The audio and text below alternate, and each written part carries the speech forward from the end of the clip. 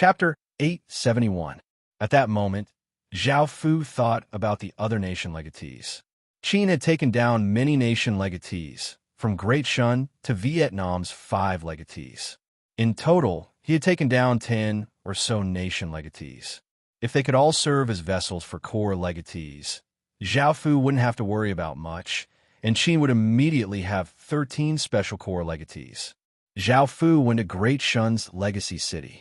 As the first nation legacy that Qin had taken down, it had developed quite well and was now a great city. After coming to the city hall, Zhao Fu took out a core and tossed it towards the city heart. The core lightly floated towards the city heart, and the two started to fuse. At the start, everything went quite smoothly. The core slowly fused into the city heart, but the speed at which it fused slowed down. In the end, the core flew out with a bang, indicating that the fusion had failed. As a nation legacy city, it couldn't serve as a vessel for core legatees. This made Zhao Fu frown. After thinking for a while, Zhao Fu headed to the next nation legacy city, but he found that the result was the same. They couldn't fuse together. In the end, Zhao Fu tried a few more times and found that it still didn't work. It was most likely that the nation legatees didn't have enough power and couldn't serve as vessels for core legatees. At the very least, he would need a dynasty legacy city to be able to serve as a vessel for core legatees. Qin only had so many special cities, and he had already used all of the powerful cities. Now that these nation legatees couldn't do it, what other cities could? Zhao Fu couldn't help but think of the ice and fire cities. Those two cities had fused ice and fire origin crystals and were incredibly powerful, even more so than ordinary nation legacy cities. Back then, Zhao Fu had even considered them as targets for leveling up to capital cities. Zhao Fu felt that these two cities would work, so he first went to Fiery Flame City. Looking at the fiery cube floating in the air, Zhao Fu took out a core and started to fuse them together. The two cities quickly fused together, but the fusion speed gradually decreased. Just as the core was about to completely fuse into the city heart, the core once again flew out. It was just a bit away, making Zhao Fu feel quite disappointed. Suddenly, Zhao Fu couldn't help but think of two people. As the city lords of the ice and fire cities, they had extremely terrifying ice and fire powers. Right now, they were just lacking a little bit, and if it wasn't too much, they could be of great use. There was one way to increase the success rate of the fusion, and that was to choose a Legion commander. First of all, the Legion commander's attributes had to be very similar to the Legion vessel's attributes. It would be best if the two of them could completely fuse with each other. If they fused with the core like this, not only would the core fuse with the attributes of the vessel, but it would also be bound to the person who was the core commander. The two of them had powerful ice and fire powers, so they would naturally be able to fuse with the ice and fire cities. Zhao Fu quickly called Binoche and Karash over. Seeing that Zhao Fu was here, Binoche unhappily harumphed and said, "We waited for you in the palace for so long. What are you doing here?" Zhao Fu couldn't help but chuckle. They were naturally waiting for Zhao Fu because there was something he couldn't describe. "I still have some matters to attend to, so I won't be going back today. Also, come here and infuse your blood into the city heart." "How are you going to compensate me?" Binoche crossed her arms and raised her head as she looked at Zhao Fu flirtatiously with her fiery eyes, ignoring Zhao Fu's words. Zhao Fu said helplessly, "I'll properly compensate you in the future, all right? Hurry up. I still have other things to do." Binoche smiled and walked over to Zhao Fu's side. She took out a dagger and cut open her pure white wrist, causing fiery blood to flow out. Under Binoche's control, the blood fused into the city heart. At that moment, Zhao Fu took out the core. The three of them perfectly fused together incredibly quickly, and a wave of heat exploded out. The city heart gave off an intense fiery light, and the surroundings started to burn as flames appeared. The flames quickly fused together, forming the appearance of a woman condensed from fire. Even though her appearance could not be seen clearly, she looked a bit like Binoche. Moreover, she gave off a massive amount of fire attribute energy, and the fiery person turned into a stone steel with a fiery person carved on it. Fire core, with a powerful fire attribute city as the vessel. This stone steel has received a massive amount of fire attribute energy, greatly raising all stats. All members of the core can obtain fire attribute energy, and the core formation is a fire woman. The limit for this core has increased by 1 million soldiers. After looking at the core's stats, Zhao Fu gave a trace of a smile and put the stone steel away. Following this, Zhao Fu took Karash to icy cold city. Within the city hall, Zhao Fu turned and said, "Karash, fuse your blood into the city heart. Just like Binoche, infuse your blood into the city heart." Karash stood by the side coldly and lightly nodded before calmly saying, "I also want compensation." Even though her tone was quite calm, Zhao Fu could see a trace of shyness on her face, and he could not help but lightly laugh. Karash's face immediately became red, and she cut her wrist, causing her icy blood to fuse into the city heart. At the same time, Zhao Fu also fused his blood into the core heart. Immediately, a bone-chilling aura flowed out, and the city hall was frozen at a speed visible to the naked eye. The city heart gave off powerful chilling aura, and the chilling aura condensed into a woman's figure. This woman was made of chilling aura and looked quite hazy, but she looked quite similar to Karash. This figure naturally gave off powerful ice attribute energy, and it seemed to be able to freeze everything. In front of Zhao Fu, it turned into a stone steel with a woman engraved on it. This woman was illusory and seemed to be made of chilling aura. Icy cold core. With a powerful icy cold city as the vessel, this core has received a massive amount of power from ice, greatly increasing all stats. All members of the core can obtain ice power, and the core formation is an ice woman. The limit for this core has increased by 1 million soldiers. Another core had been established, and Zhao Fu smiled as he put it away. Qin had now established 6 core. Before, Qin could establish 13 core, and now he could establish 7 more core. By now, all of the cities that could establish core had been established, and Qin did not have any special cities that could be fused into the core heart. Zhao Fu could not help but think of other things. There were 2 things that could be used as vessels for core, as they also had great power. Zhao Fu wanted to verify his thoughts. "Your Majesty, I'll wait for you at the palace." Chapter 872. Hearing this, Zhao Fu smiled and lightly nodded, and he went to the Fountain of Life. Next to him was a tree that was hundreds of meters tall. The tree's canopy was lush, and it seemed to cover the entire sky. Its leaves were jade green and gave off an exuberant aura of life. The entire tree gave off a faint green light and a dense aura of life. The World Tree had been under the World Tree for a few months, and during that time, Qin had used all sorts of spirit liquids to nurture it. The World Tree had absorbed the life essence of corpses every day and night, so it had grown quite big and thick.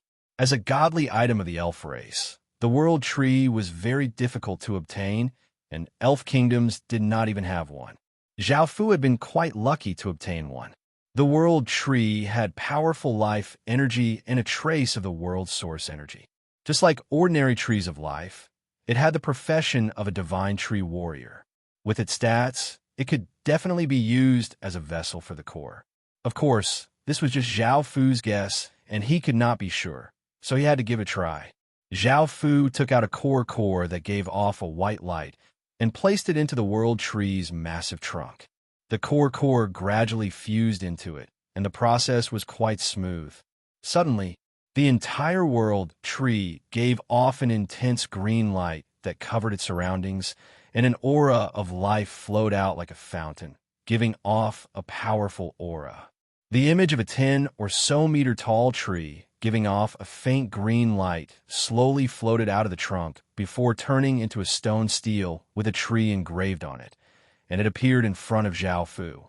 Tree core, with the World Tree, which has powerful life attributes, as a vessel, receiving massive amounts of life energy, greatly increasing all stats. All members of the core can obtain life energy, and the core formation will be the world tree. The limit for the core has increased by 1 million soldiers. Zhao Fu felt quite delighted and put the stone steel away before coming to a beautiful place filled with flowers. This was the place for nurturing flower devils and growing world flowers. Zhao Fu's next target was the world flower. Since the world tree could be used as a vessel for the core, the world flower could also be used. After all, the world flower had powerful flower energy and a trace of the world's source energy, and its stats were similar to the world tree. However, even though Qin had greatly nurtured the world flower and it had grown to 20 or so meters tall and had a few wide leaves, it still had not bloomed. There was only a green flower bud, and no flowers had been formed yet. Zhao Fu did not know how long it would take for it to bloom. He did not know if the world flower would work, so he took out a core and fused it into the world flower. A pink aura spread out from the world flower. It was not very powerful, but it had a very enchanting fragrance that seemed to be able to make people fall into an illusion. A small flower image appeared from the world flower. This flower was very strange. It looked like a rose, but it also looked like a rose. It was changing colors, and it had a dark green stem and a few leaves. After the flower appeared, it turned into a stone stele with a flower engraved on it in front of Zhao Fu. Flower core. With the beautiful world flower as a vessel, the core has received massive amounts of flower energy, greatly increasing all stats. All members of the core can obtain flower energy, and the core formation will be the world flower. The limit for the core has increased by 1 million soldiers. Now, Qin had 8 core, which were the Imperial core, the Demon King core, the Peacock core, the 7 Murders core, the Fire core, the Ice core, the Tree core, and the Flower core. After these 8 core were developed, they would become incredibly powerful existences. They would be able to conquer anyone who did not submit to Qin, and they would have the massive advantage of slaughtering ordinary armies. Their names would be deeply remembered by everyone, and everyone would fear them, fearing their arrival. After successfully creating these 8 core, Zhao Fu now had half of his 13 core cores. Now, Zhao Fu still had 5 core cores. Zhao Fu once again sank into his thoughts, trying to see if there were anything else that could be used as a vessel for the core. Apart from powerful cities and powerful items, Qin also had 2 powerful weapons, which are the Corpse Soul Blood Lake and the Wyvern Denver. The Corpse Soul Blood Lake had been strengthened by the 10,000 Blood God Stone, and it had also been strengthened by some items from the Ghost Festival. It could spawn 500 Corpse Soul soldiers and 10 Corpse Soul commanders each day, and they all had Stage 4 or Stage 5 power. Moreover, with their innate power, 5 or 6 soldiers of the same level might not be able to defeat them. If they were equipped with heavy armor and weapons, they would undoubtedly become war machines. The same was true for the wyverns. Even though they could only spawn 5 per day, with how powerful the wyverns were and the ice and fire mutations, they could also become massive war machines. If he could make them into an core, the effects would be monstrous. However, Zhao Fu did not have much confidence in this, and he was not sure if it would be possible. As such, he decided to give it a try. Zhao Fu first went to the Wyvern Denver. This den was originally a universal den, and it had only been silver grade. Zhao Fu had discovered it by chance, and it had now been raised to legendary grade. It could spawn 5 wyverns per day. Logically speaking, the universal den could spawn anything, and Qin had used it to spawn void beasts. However, there were limitations to it. Some things that were too powerful could not spawn, such as world beasts and powerful god beasts. Now, Zhao Fu wanted to fuse a core heart into the den, but he did not know what would happen. Zhao Fu took out a core heart that gave off a white light and tossed it into the universal Denver. The core heart lightly floated towards the universal den and fused into it. The process was quite smooth, and it was as if the universal den was absorbing the core heart. The process was even faster than fusing it into Qin City. Boom! An explosion sounded out as the universal den gave off a 5-colored light, and a powerful aura spread out like a wild gale. This power was incredibly powerful, and even Zhao Fu was forced back a few steps. Seeing this, Zhao Fu felt quite shocked. Because of his previous experience, Zhao Fu had been prepared, but he was still forced back a few steps by this power. What surprised Zhao Fu even more was that this power did not weaken and instead became even stronger. The universal den's mud-like core gave off a brilliant five-colored light, illuminating the surrounding dozens of kilometers. The terrifying aura became more and more terrifying, and it was as if a massive typhoon had been formed. Boulders rolled and trees swayed, and Zhao Fu was forced to unleash his emperor's domain to defend. Crack! A massive sound rang out, as if something had shattered. A crack appeared in the sky, and countless rainbow-colored lights seeped out, bringing with them an illusory and profound aura of the heavenly Tao. Chapter 873. This illusion contained everything in the world, and as long as it was alive, even if Zhao Fu had not seen it before. Zhao Fu felt quite shocked, and had never thought that things would be like this. Zhao Fu had thought that it might be related to the wyvern, but it turned out that it was not the case. The rainbow-colored orb of light brought with it countless illusions as it slowly descended from the sky and turned into a stone steel in front of Zhao Fu. All of the illusions fused into the stone steel, and Zhao Fu felt quite curious about this. After all, just these abnormal signs were definitely more powerful than an ordinary army, and Zhao Fu did not know what it was, so he immediately went up to take a look. Universal Core. With the Universal Den as the vessel, this core has received massive amounts of universal power, greatly raising all stats. All members of the core can obtain living life power, and the core formation is a crystal orb. The limit for this core has increased by 1 million soldiers. That was what the Universal Core meant, but what Zhao Fu cared about was the living life power, as well as the more detailed description of the core. The so-called living life power was a power gathered by countless races. This power was naturally quite powerful, and it was not any weaker than the source energy of a world. The Universal Core's effects were about the same as an ordinary core, but it had a unique ability that no core could compare to. With this ability, the Universal Core could definitely become one of the top core in the world. This core's power was simply too powerful and could suppress all other core. This was because the Universal Core's power could suppress all other core. No matter if it was a royal core or a powerful core, they would all be suppressed by the Universal Core. The true effect of the Universal Core was to make other core ineffective for a certain period of time. In other words, the Universal Core had the power to dissolve and assimilate other core. For example, if a core gave off a powerful aura and charged over, or if that core condensed a terrifying ferocious tiger, the Universal Core's power would render that core's power ineffective. If the core's power was ineffective, its stats would disappear, and the ferocious tiger condensed from soldier aura would automatically collapse. This was because the power of all beings could evolve into all kinds of power, and it had its own domain. Once an army entered this domain, the power of all beings would evolve into this power, and this power would first start to assimilate with the army's power. After that, it would automatically turn into nothingness, as if it was dissolving. This was undoubtedly the nemesis of all armies. However, it might not work against very high-level powers, as the difference in strength between the two sides was too great. However, having a legion of beings was definitely a great thing. Now, Zhao Fu couldn't help but rejoice that he had obtained the Universal Lair. The Universal Lair had helped Qin a lot. At the same time, it could spawn wyverns and create an army of all beings. Now, Qin had nothing that could compare with it. Zhao Fu smiled as he put the stone steel away. Now that the Universal Core was complete, there were still 4 core cores left.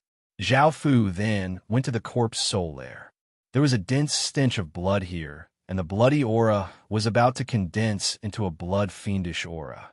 This was because the blood pond that was hundreds of meters wide was formed from countless decomposed corpses, and it gave birth to corpse souls for Qin every day and night.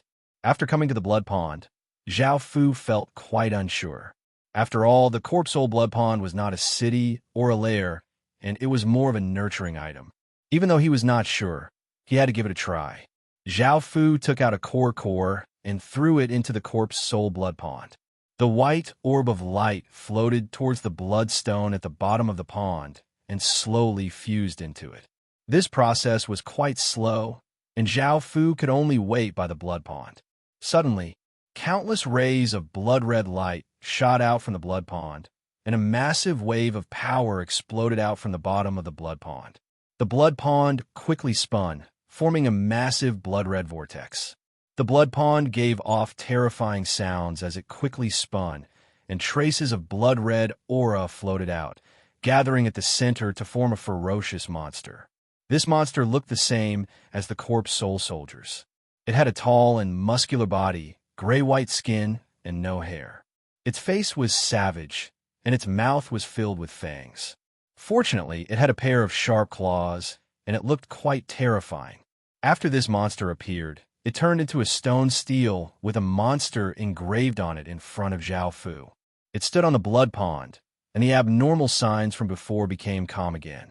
Seeing that he could succeed, Zhao Fu felt quite delighted and grabbed at the air. A formless hand brought the stone stele to Zhao Fu, and Zhao Fu looked at its stats. Corpse Soul Core. With the Corpse Soul Blood Pond as the vessel, this core has received a massive amount of Corpse Soul power, greatly increasing all stats. All members of the core can receive Corpse Soul power, and the core formation is a Corpse Soul monster. The limit for this core has increased by 1 million soldiers. After looking through the description, Zhao Fu found that even though it was in core, the Corpse Soul power gave off a wild and chaotic power. It was difficult for ordinary people to control it, and only those from the death race or those with powerful bodies could use it. Otherwise, it would be harmful. Right now, the death race only had ghost soldiers, but ghost soldiers were not suited for this wild power. Zhao Fu had a good target, which was the orcs. If the orcs controlled this power, they would definitely become incredibly powerful. Moreover, the orcs had powerful bodies and savage personalities, which was quite compatible with the Corpse Soul power. After putting away the stone stele, there were only 3 cores left. What else could Qin use as a vessel for the core? As Zhao Fu sank into his thoughts, a light suddenly flashed in his mind. Only then did Zhao Fu remember what he had forgotten. During the 6-day festival, Zhao Fu had obtained 3 cities. One was a celestial city, one was a sore mountain, and the other was a disaster city, which was formed from fusing with a disaster seed.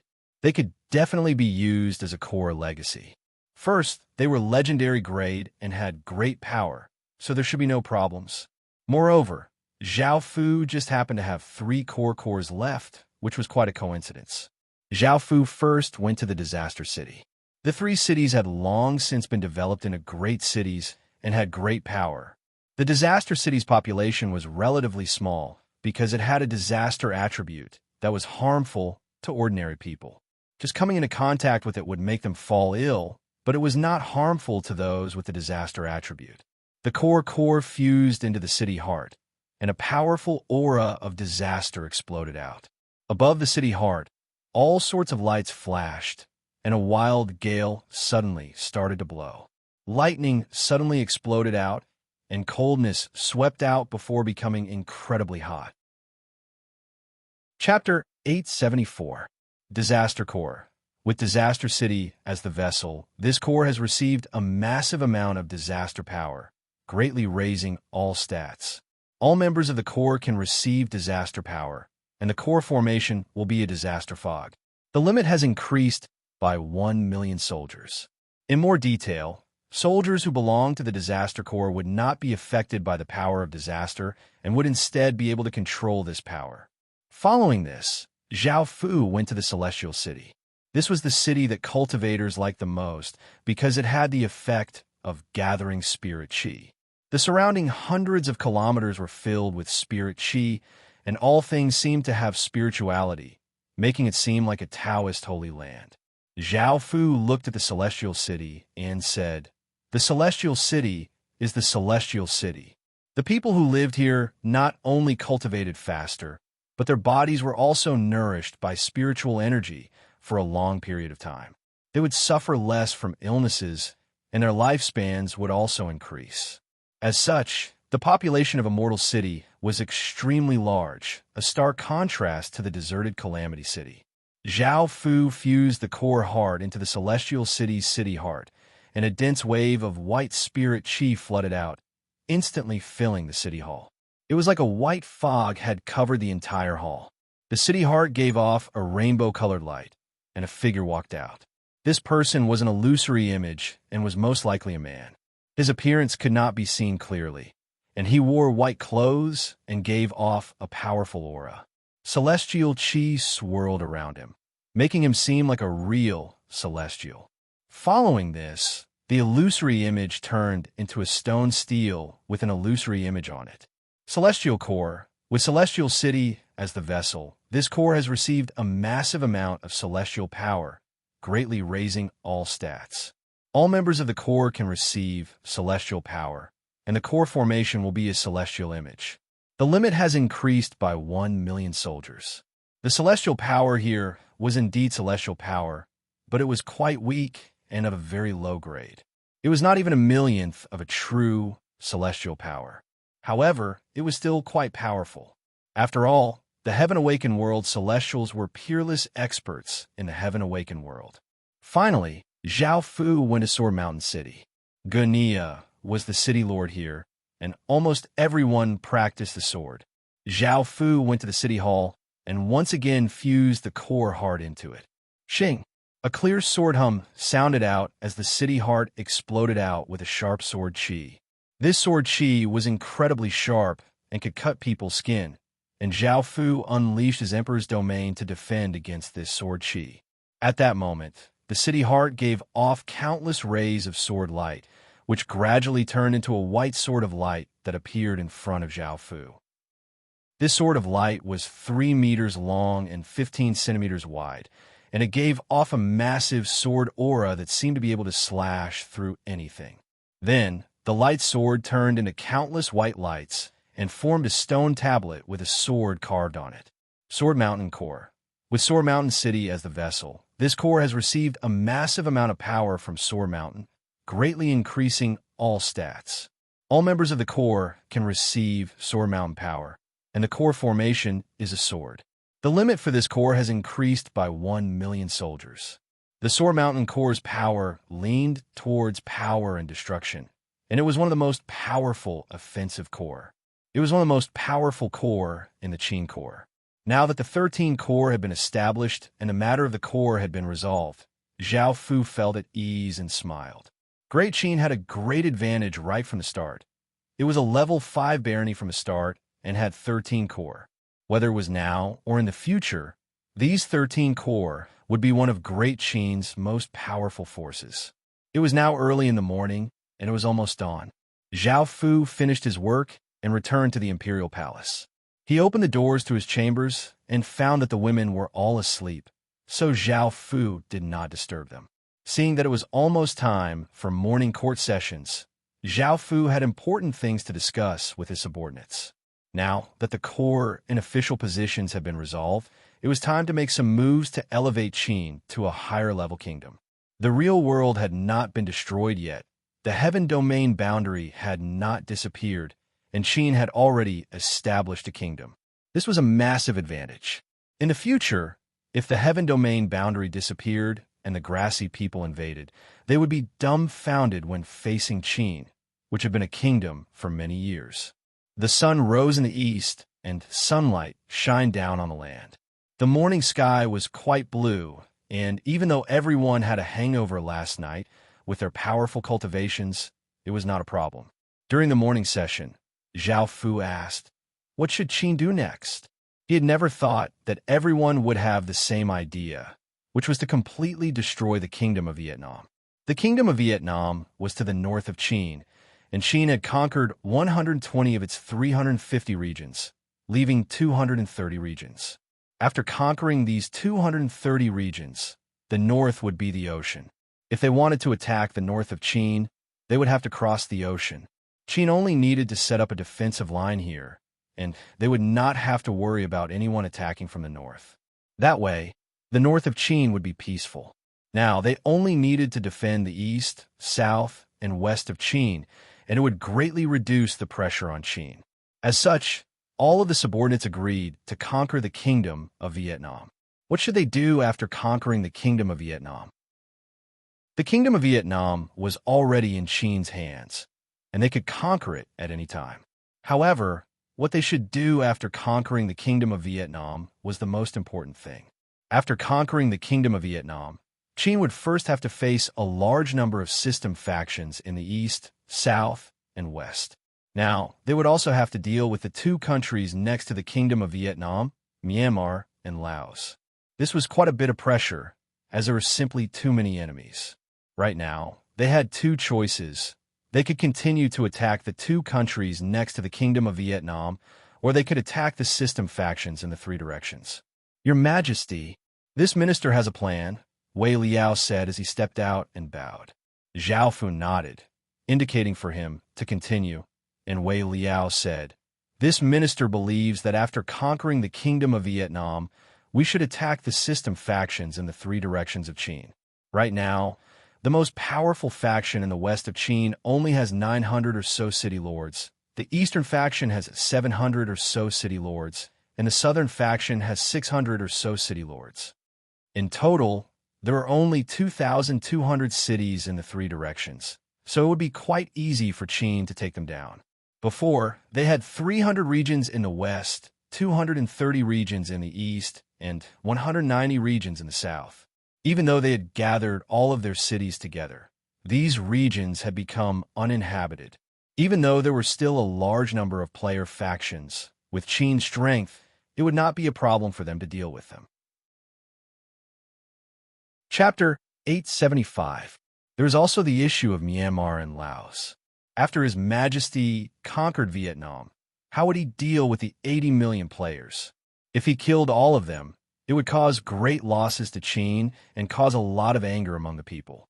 If Qing massacred Vietnam, it would cause the entire world to panic, and they would unite to attack Qing.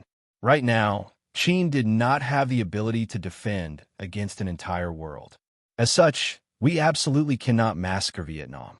This minister believes that we should use threats to scare them away. This will not only reduce Qing's losses, but it will also prevent massacring Vietnam from happening again. This minister has a plan. After conquering all of Vietnam, we can occupy some regions at the center of Myanmar and Laos. Those regions will naturally belong to Vietnam, and after Vietnamese players die, they will respawn there. However, those regions will be at the center of the two countries. However, will those two countries accept Vietnamese players? In the end, they definitely won't. After all, it will not just be a few people, but an entire country. This way, their resources will be halved, their living space will be halved, and their employment opportunities will also be halved. This will affect the interests of a country and its citizens, and it will cause conflict between the two countries. They will then fight with each other, and we will be able to deal with the 80 million players and consume the strength of the two countries. In the future, it will be much easier to conquer those two countries. As for whether they will unite or not, it will be impossible for them to do so with their selfishness. After all, this will affect their interests, which they will not accept. As long as Great Qing did not attack them for now, they would not unite in the face of such immense danger. As such, the battle between them would continue. This plan caused Zhao Fu to give trace of smile. He then looked at the others and asked, "Do any of you have anything to add?" This minister has no objections. The ministers respectfully bowed and replied in unison.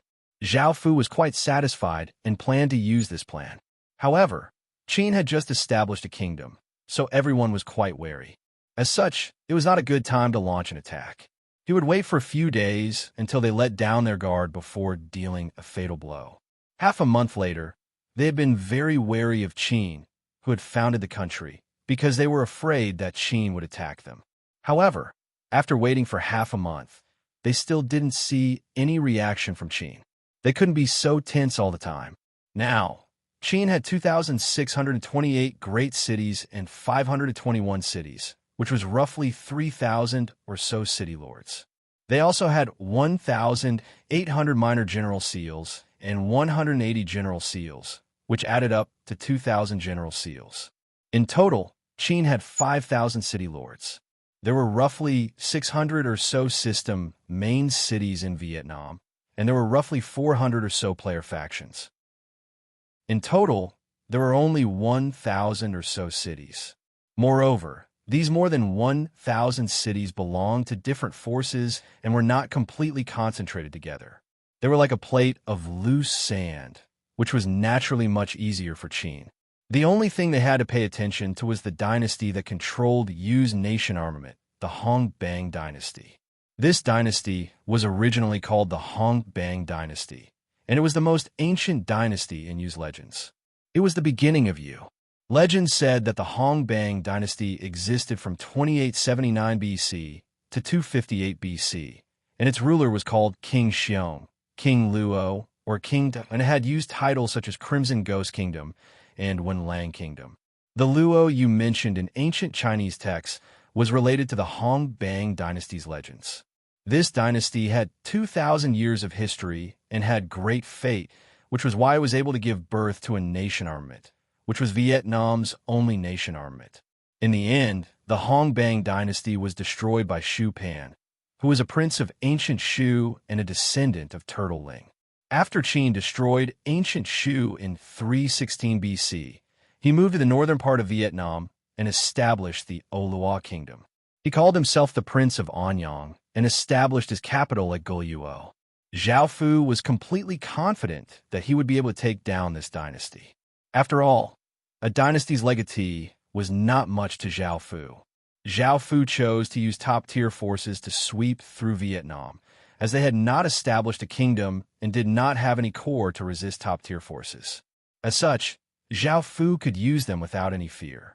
However, when Great Qin destroyed Vietnam, the two neighboring countries would most likely make strange moves. They understood that after destroying Vietnam, Great Qin's next target would be them, which was why they had chosen to help Vietnam force Great Qin into retreat. During that time, Qin's civil officials could be put to use. After all, they could not attack and could only defend. The night sky was pitch black, and there were no stars or moons. It was quite dark, and one could only see things close by. An autumn wind rustled, bringing with it a cold intent. Coupled with the darkness of the night, it was quite scary, and it seemed as if there were ghosts hiding everywhere. Zhao Fu looked at the 5,000 or so people behind him and said, "Your goal is to take down the city. Don't waste too much time with the other soldiers and residents. After taking down and relocating the city, leave." The others also obeyed the order and moved quickly. One by one, their figures turned into streams of light and disappeared.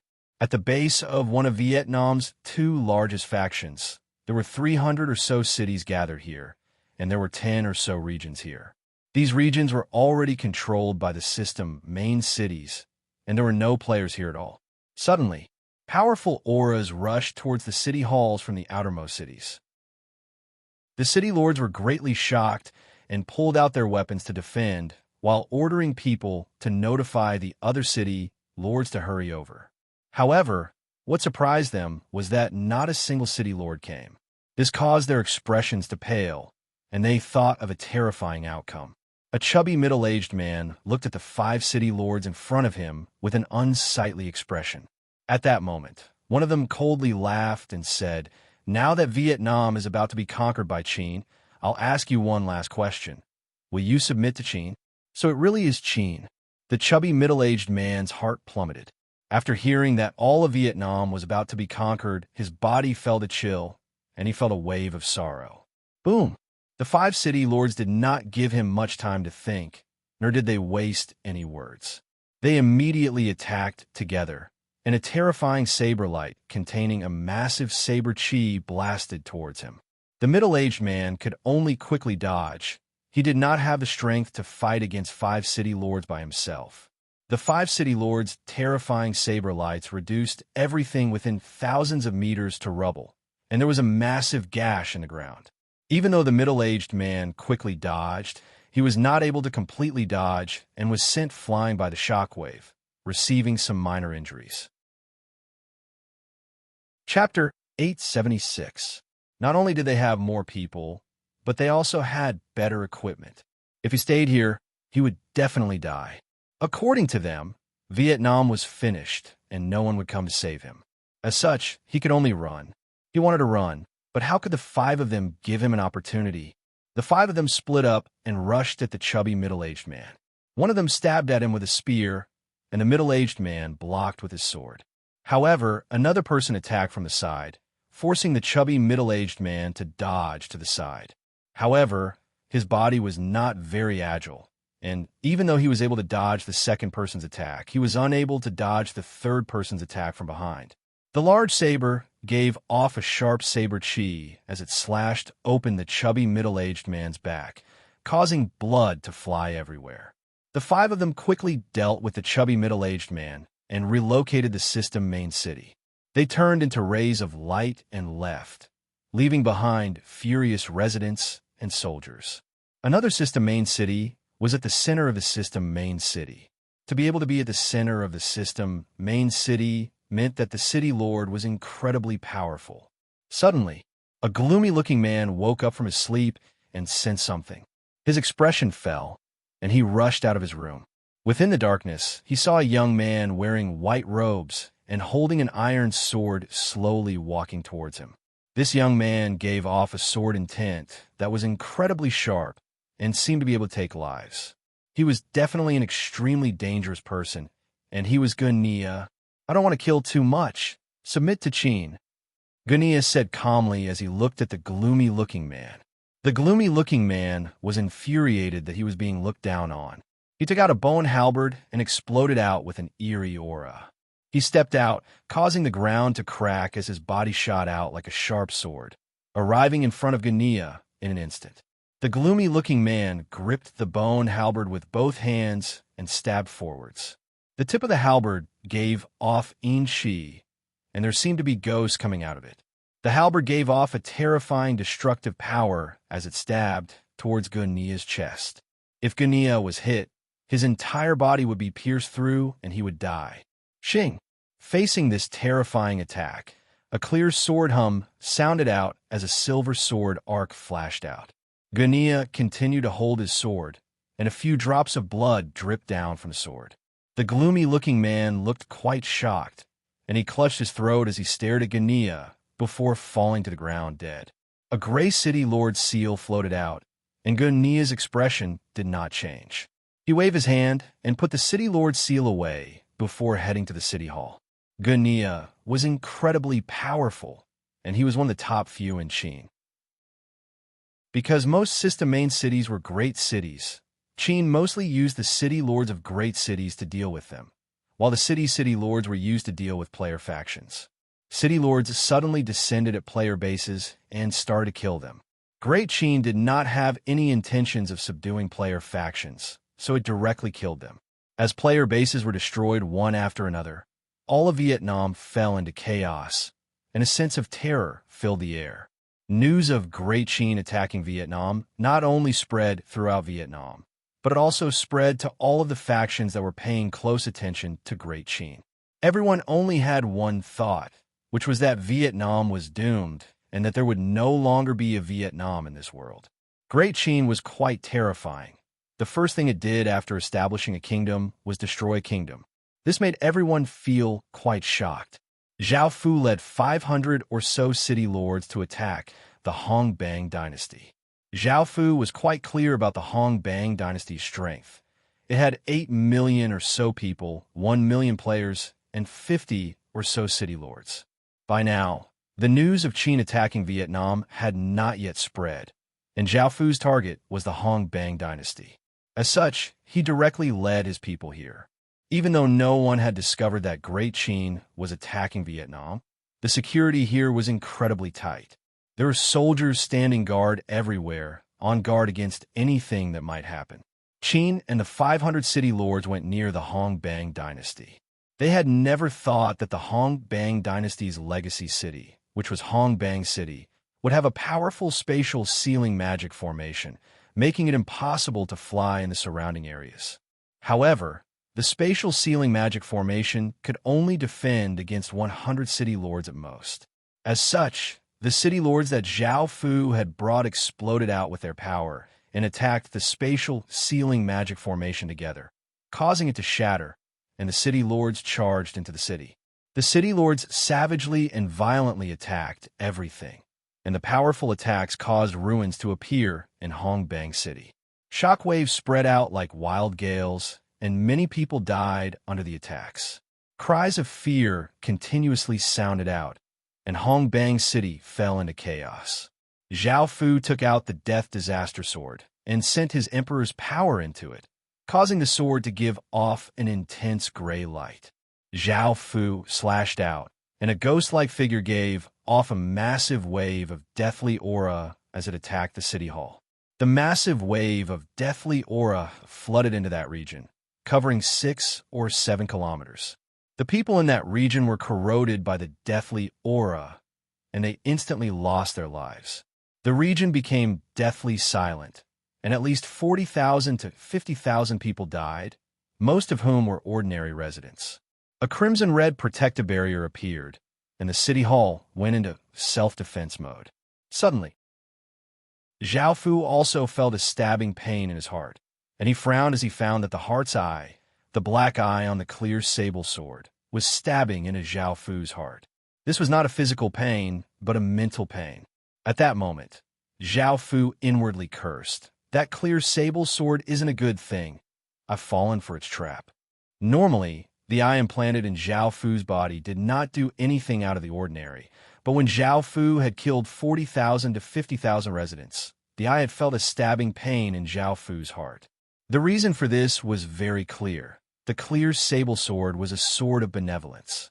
Zhao Fu had killed so many people in an instant, so it was naturally not benevolent. Instead, it was the exact opposite of benevolence, and the black eye had felt a stabbing pain in Zhao Fu's heart. The pain had only been slight before, but it had become more and more intense, and it was now quite painful. Boom! A massive aura exploded out as a skinny young man, giving off terrifying power, rushed toward Zhao Fu. This young man was the Hongbang dynasty's legatee, Xiongjiang. Zhao Fu used his emperor's power to forcefully suppress the pain from the eye. At that moment, Xiongjiang gripped his saber with both hands and slashed toward Zhao Fu, bringing with it a massive saber wind. Facing this attack, Zhao Fu's sword gave off a massive sword energy and sent Xiongjiang flying back. His body heavily crashed to the ground, creating a 10 or so meter wide crater. Chapter 877. Zhao Fu did not use his full power in this strike. Because of Xiongjiang's sudden attack, Zhao Fu had suppressed the eye, causing the intense pain to lessen. Arg! A roar sounded out from within the crater as boundless crimson aura exploded out like a wild gale. A crimson dragon came out of the crater and rushed into the sky, giving a massive roar. The crimson dragon's body gave off an intense crimson light, dyeing the sky red. Countless traces of spirit qi in the surroundings quickly gathered, causing Xiongjiang's power to continuously rise. After suppressing the eye, Zhao Fu looked at Xiongjiang, who was continuously becoming stronger, and he disdainfully harumphed. He started to truly use the Qin Seal's power, and an even more terrifying ripple spread out from Zhao Fu's body. Zhao Fu gripped his sword with one hand and once again slashed out, causing a 1,000-meter-long gray sword light to give off a heaven-covering aura of death as it slashed toward Xiongjiang. Xiongjiang was greatly startled and raised his saber in front of him, defending with all of his strength. However, the sword light still slashed down with immense power, and Xiongjiang's body was sent flying. He crashed into countless buildings and coughed up a mouthful of blood. Even though he had exploded out with his fate to increase his power, in front of Zhao Fu's royal seal, he was not able to resist much. Seeing how heavily injured Xiongjiang was, Zhao Fu prepared to kill him and resolve this matter. Suddenly, an incredibly terrifying aura instantly covered the entire Yu Kingdom. Everyone in the Yu Kingdom felt this terrifying aura and felt some fear in their hearts. A ghostly statue giving off an intense crimson light appeared in front of Xiongjiang. This ghostly statue looked like a devil. It had a tall body and crimson skin. Its face was savage, and it had a horn on its head. It was only covered with a piece of beast skin. This power was the Hong Bang family's nation armament, the Crimson Ghost statue. As a nation armament, its power was incredibly shocking and could not be resisted by ordinary people. Facing this power, Zhao Fu did not plan to use Qin's nation armament. After all, the Hong Pang Kingdom's nation armament was at most a level 5 nation armament. Nation armaments were divided into different grades, and the higher the grade, the more powerful the nation armament. What determined a nation armament's power was naturally fate and the size of the faction. The greater the faction, the more fate the nation armament's grade would be, and the more powerful it would be. Zhao Fu felt that Qin's seal would be able to deal with it, so he did not need his nation armament and Qin's fate. Fate was incredibly important. Boom!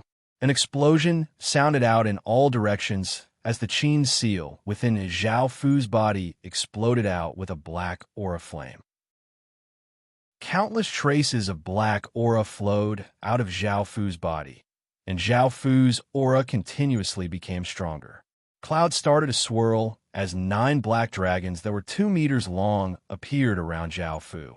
Zhao Fu slowly raised the Death Disaster Sword, and Qin's seal's power flowed into it. A shocking sword light shot into the sky, and a gray-white, deathly intent covered the surrounding 100 kilometers. Boom! Another massive explosion sounded out as Zhao Fu slashed down, and it was as if thousands of mountains were crashing down. The air exploded as the terrifying sword light slashed towards Xiongjiang. At that moment, Xiongjiang did not dare to underestimate Zhao Fu's attack. The Crimson Ghost statue in front of him fused into his body, and the boundless nation armament's power flowed out. A crimson aura of flame erupted around his body, and the ground was unable to withstand the terrifying power and continuously crumbled. Huh! Xiongjiang roared as he gripped his saber with both hands and vigorously slashed out.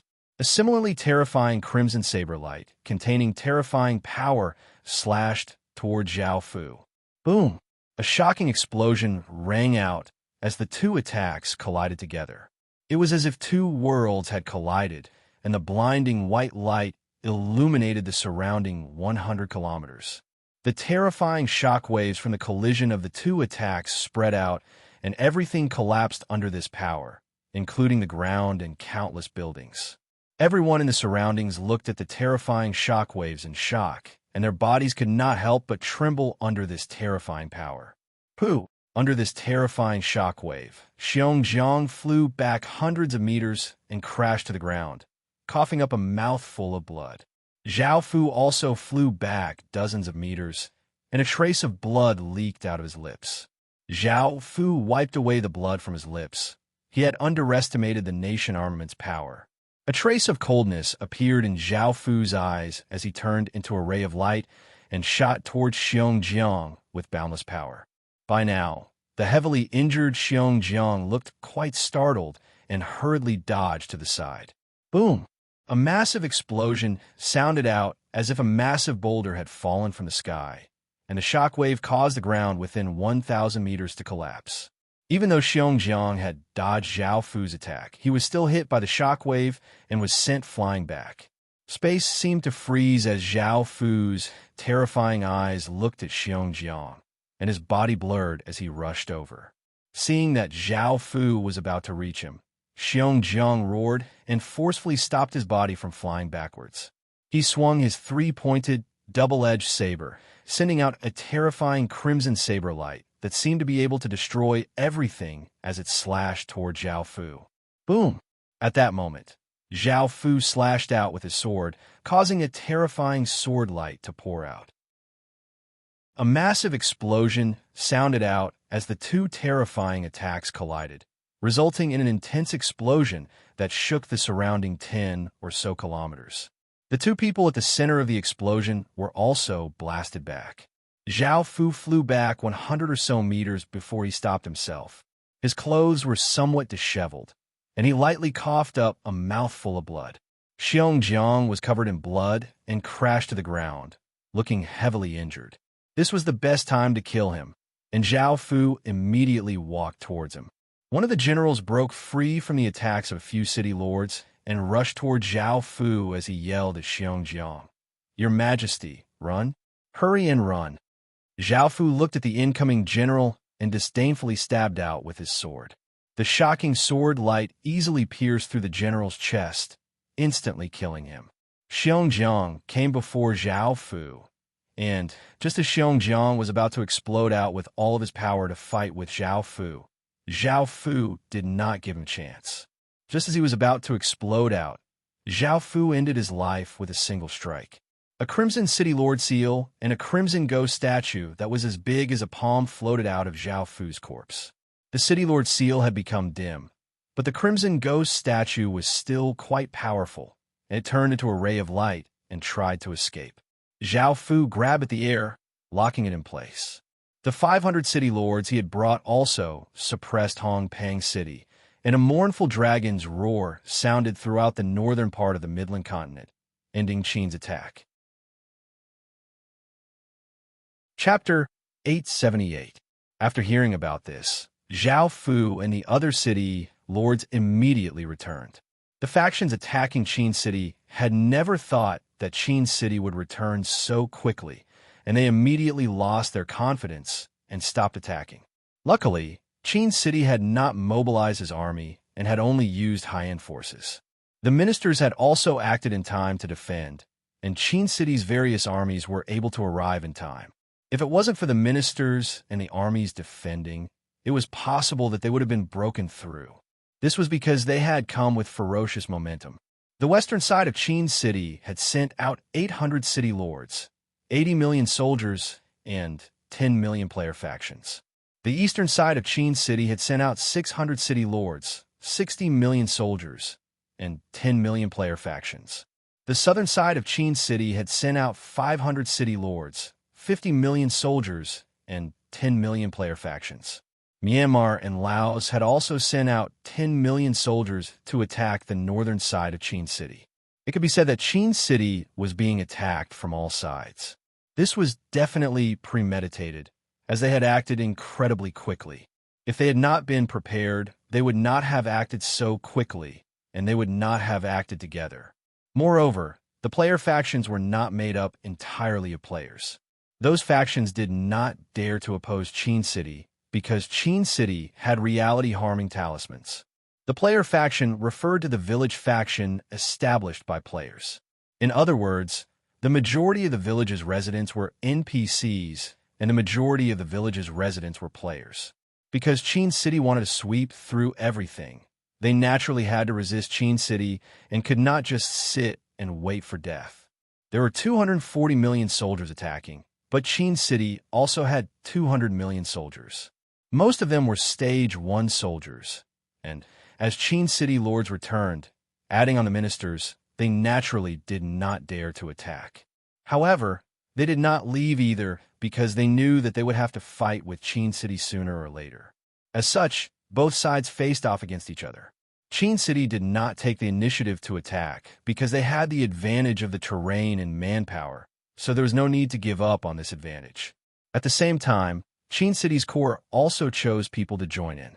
Now, Qin had a total of 13 legions, and there were not many restrictions.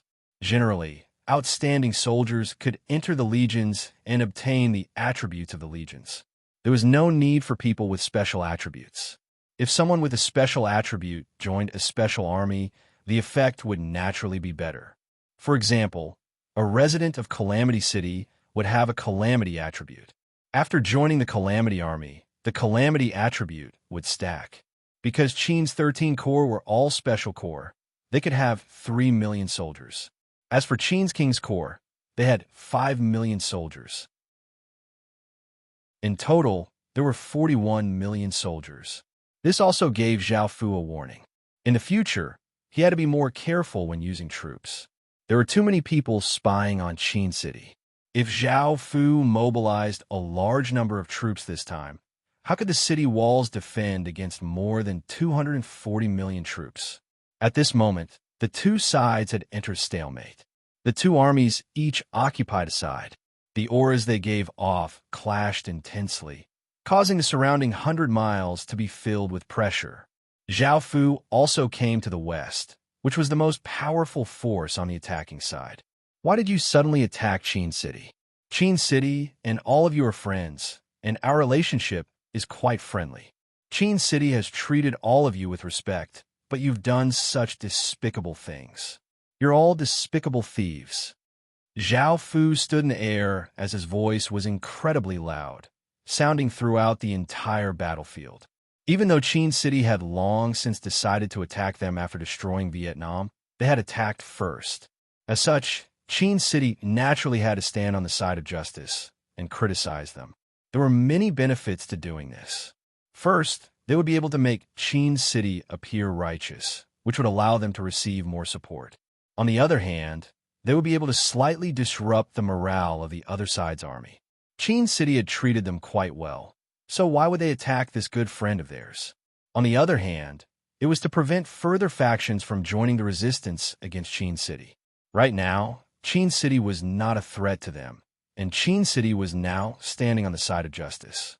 As such, they naturally would not help others attack Qin City. In the future, Qin City would have to adopt a strategy of getting close to the enemy from afar. Now that they had fallen out, there was no need to continue pretending. The first thing to do was to isolate these factions. Facing Zhao Fu's attacks, the Western faction felt quite dissatisfied and furious.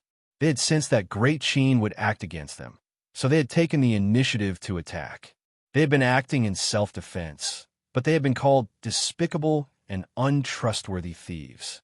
Zhao Fu's words caused the other side's morale to drop slightly. Even though these soldiers completely obeyed the city lord's orders, Qin City did not want to fight with them. Instead, he wanted to reason with them, but they were in the wrong.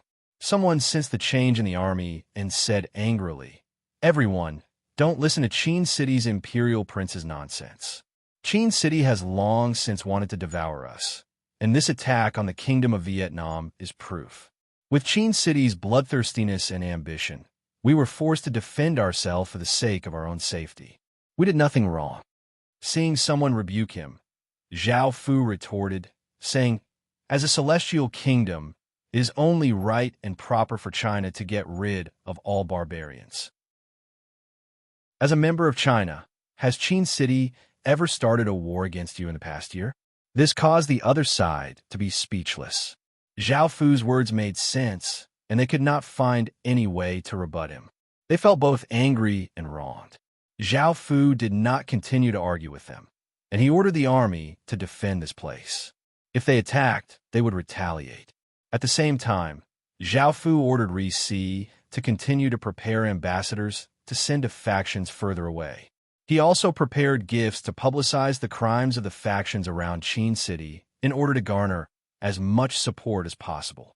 He wanted to portray Qin City as a righteous man and the factions around him as evil. In the future, it would only be right for Qin City to destroy them. Following this, Zhao Fu did not bother with them. If they wanted to fight, they would fight. Zhao Fu was not afraid of them, and there were still many things that he had to take care of. The first was the issue of gains. This time, Qin City had destroyed a dynasty for nation legatees and countless system main cities and player cities. The dynasty legatees, nation legatees, and player cities were all relocated, but Zhao Fu took in many system main cities. In the face of Qin City suppression, many city lords chose to surrender.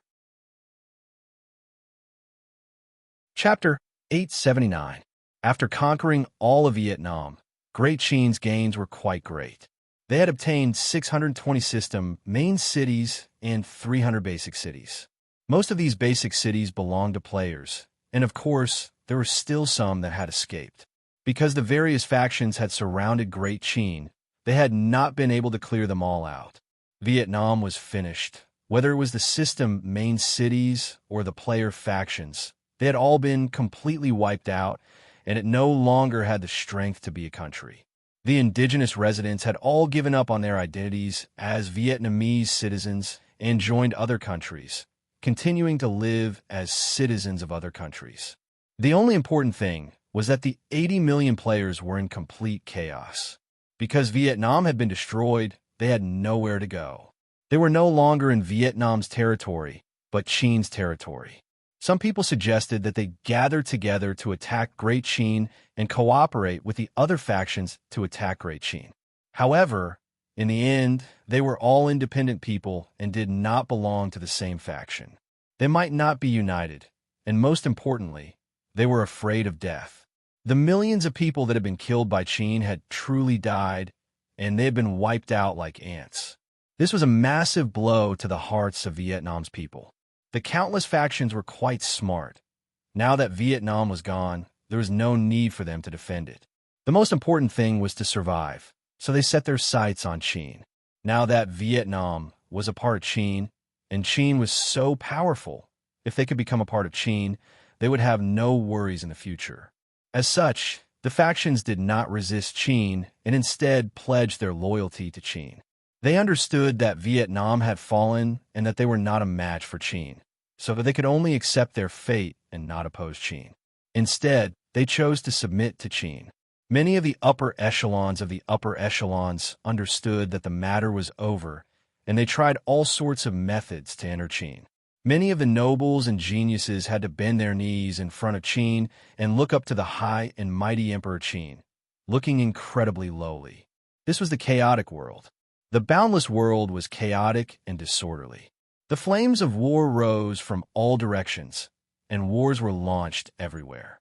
Everything would be reshuffled. Those who complied would prosper, and those who disobeyed would perish. If one wanted to survive, one had to abide by the law of the jungle. Otherwise, one could only die. Fortunately, Qin did not belong to the weak side. As a powerhouse, he had the ability to restore order. Since they were willing to join Qin, Zhao Fu would naturally accept them. When the real world was destroyed, the kingdom of Yu would disappear, and there would be no more Yu citizens. However, Zhao Fu would not accept them now.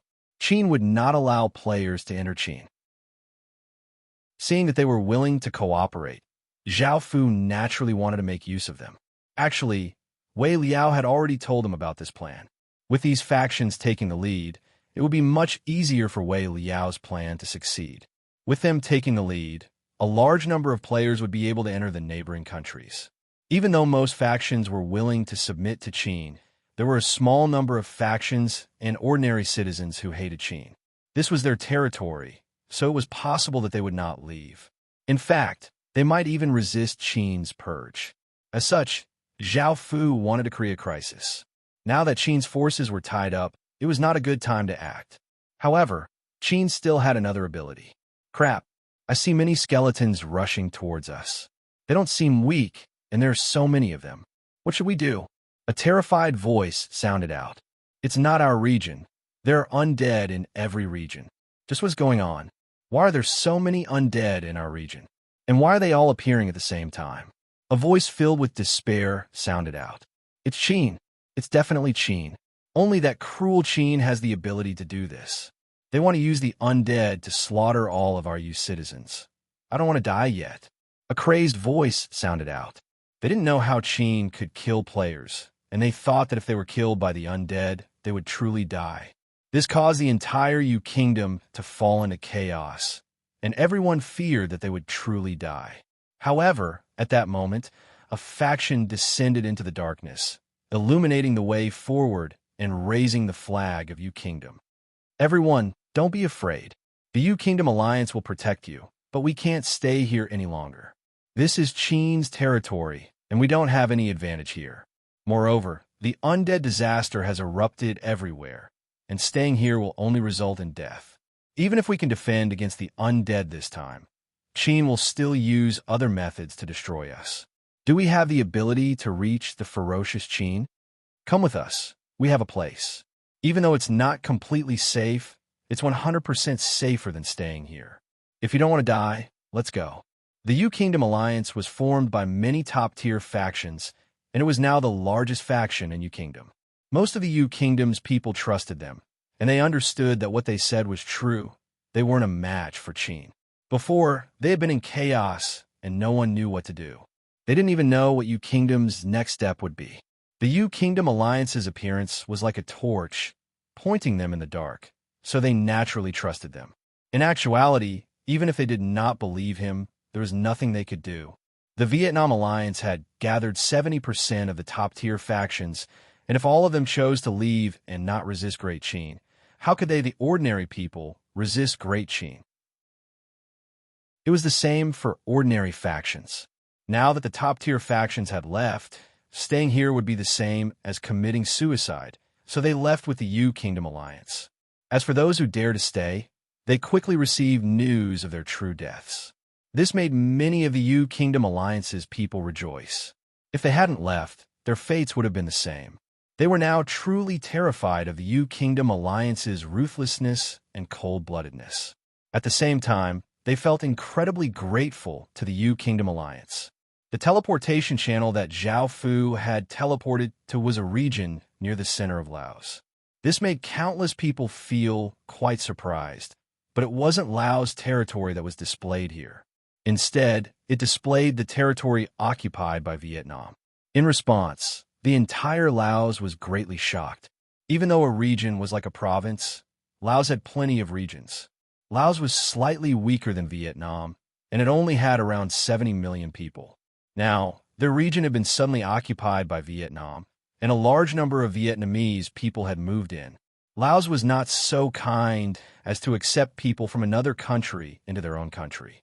All of the Laotian players demanded that the Vietnamese people be chased out.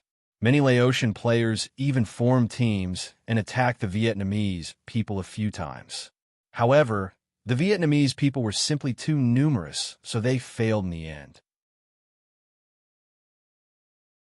Chapter 880. Right now, their only advantage was the player city lords and the system factions. The system factions were all gathered together and had given up on many regions. As long as the Vietnamese kingdom did not harm them and the regions that they had conquered were all regions that they had given up on, they were not interested in doing anything. Right now, it was the player faction's city lords who could help. Only through them could the Vietnamese players be chased out. It had not been easy for Vietnam to find a safe place, and they did not have to worry about Qin anymore. Due to the chaotic era, many countries had fought each other, and Vietnam and Laos had many conflicts. As such, they had fiercely resisted Laos' attempts to chase them out. The two sides had fought a few times, and Laos had used their top-tier forces to suppress Vietnam, making the Vietnamese side feel quite sullen.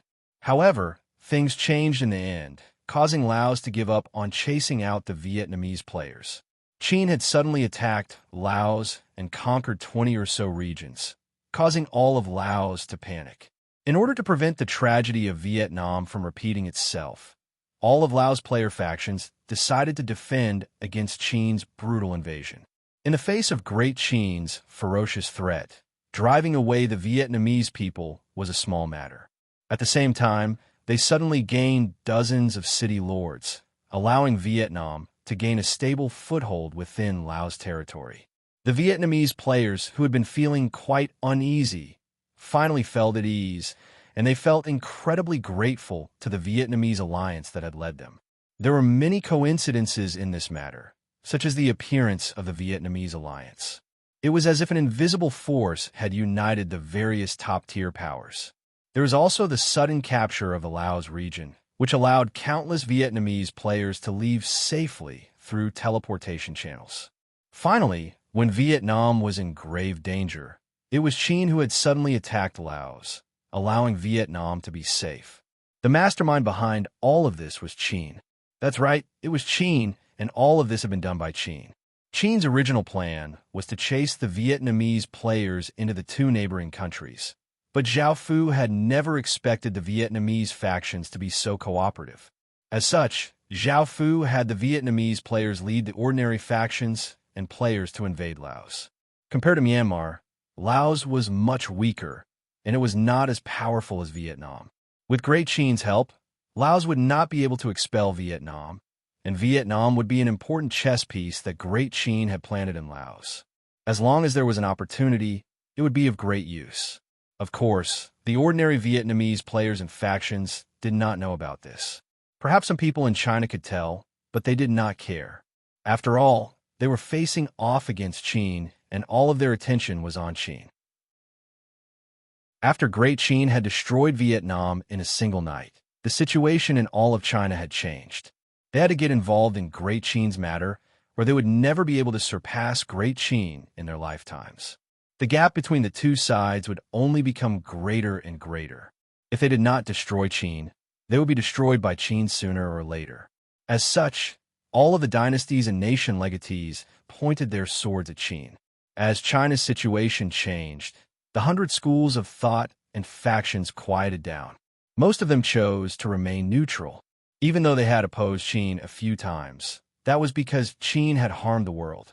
Now, China's various dynasties, factions, and heroes were vying for the throne, and this was only a matter of time. The 100 schools of thought could have served the various factions and helped them fight for the throne. However, things were different this time. The rise of Qin's empire was simply too shocking, and the 100 schools of thought had been hostile to Qin several times. If they still got involved in the conflict between Qin and the various factions, they would be destroyed after Qin conquered the world. As such, they would not side with any side in the conflict between Qin and the various factions, and they would only side with the final victor, the ruler of the world. Within a dignified palace, Zhao Fu sat on a dragon throne and looked at the 600 or so Vietnamese women standing below. There were women from the Hongbang clan and a few people from the nation legatees. There were all sorts of relationships, such as mothers, little sisters, aunts, cousins, aunts, and so on. There were 65 of them, and the Hongbang dynasty's women were necessary because they needed to refine the nation armament. There were also 570 women, and they were all top-tier beauties for Vietnam. They all had different statuses, and they all had decent phoenix chi. Most of these women had come willingly, and Qin did not try to steal them. When Vietnam had fallen, some of these women had been sent over by Vietnamese families. Some wanted to give their families a safe place to live, and some had come for themselves. Their reasons were all different, but in the end, they were all gathered in the palace. Adding on the Vietnamese women from before, it could be said that 80% of Vietnam's top-tier beauties were gathered in Qin, and this was something that countless men could only dream of. To be able to gather a nation's beauties for someone to enjoy, even the author could not help but curse at them. Zhao Fu calmly looked over. Li Si had already obtained information about these women and was writing an imperial edict, which he then handed to Zhao Fu.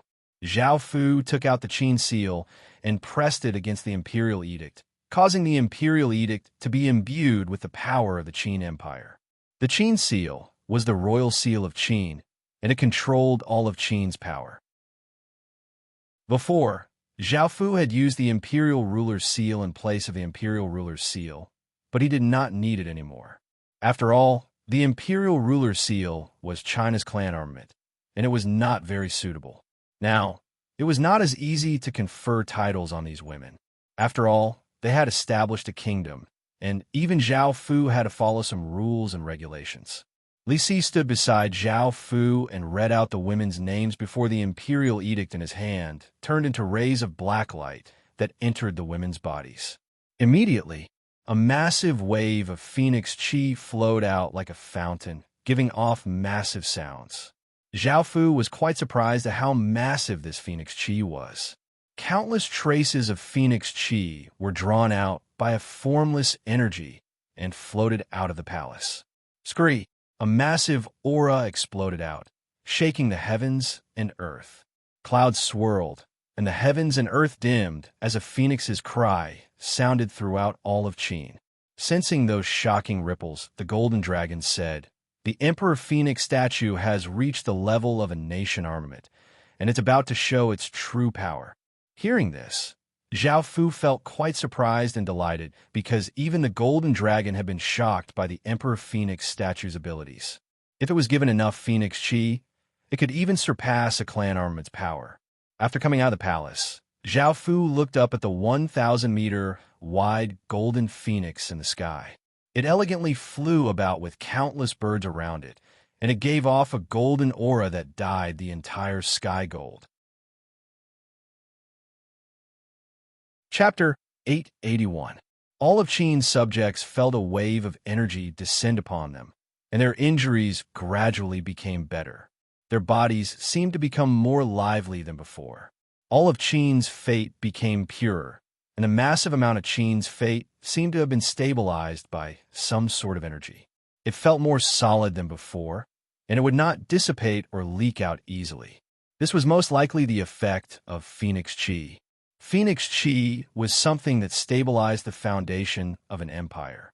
However, this was only one of the effects of the Emperor Phoenix statue. It had another effect, which was its actual power. Qin had already collected many women with large amounts of Phoenix Qi, and now he had collected 80% of the women in Vietnam with large amounts of Phoenix Qi, causing the Emperor Phoenix statue's power to reach the level of a nation armament. In other words, it would give power that could rival a nation armament to Zhao Fu. However, it would not consume fate, but Phoenix Qi. Qi now had an additional nation armament, and the Emperor Phoenix statue could evolve and even surpass a clan armament's potential. The Emperor Phoenix statue's effects were not just this. The golden phoenix flew in the sky and circled above Zhao Fu's head. Countless rays of golden light descended and fell on Zhao Fu's body, and a massive wave of phoenix energy entered Zhao Fu's body. At the same time, all of the women conferred titles gave off Phoenix Qi and floated toward Zhao Fu. They flooded into Zhao Fu's body and quickly condensed into a golden crystal within Zhao Fu's body. This golden crystal was round and extremely transparent, and it was only as big as a peanut. It gave off a powerful wave of phoenix energy and a powerful aura of fate.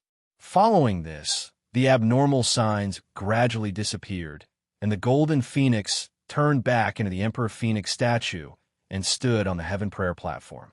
"Congratulations, Your Majesty! Congratulations, Your Majesty!"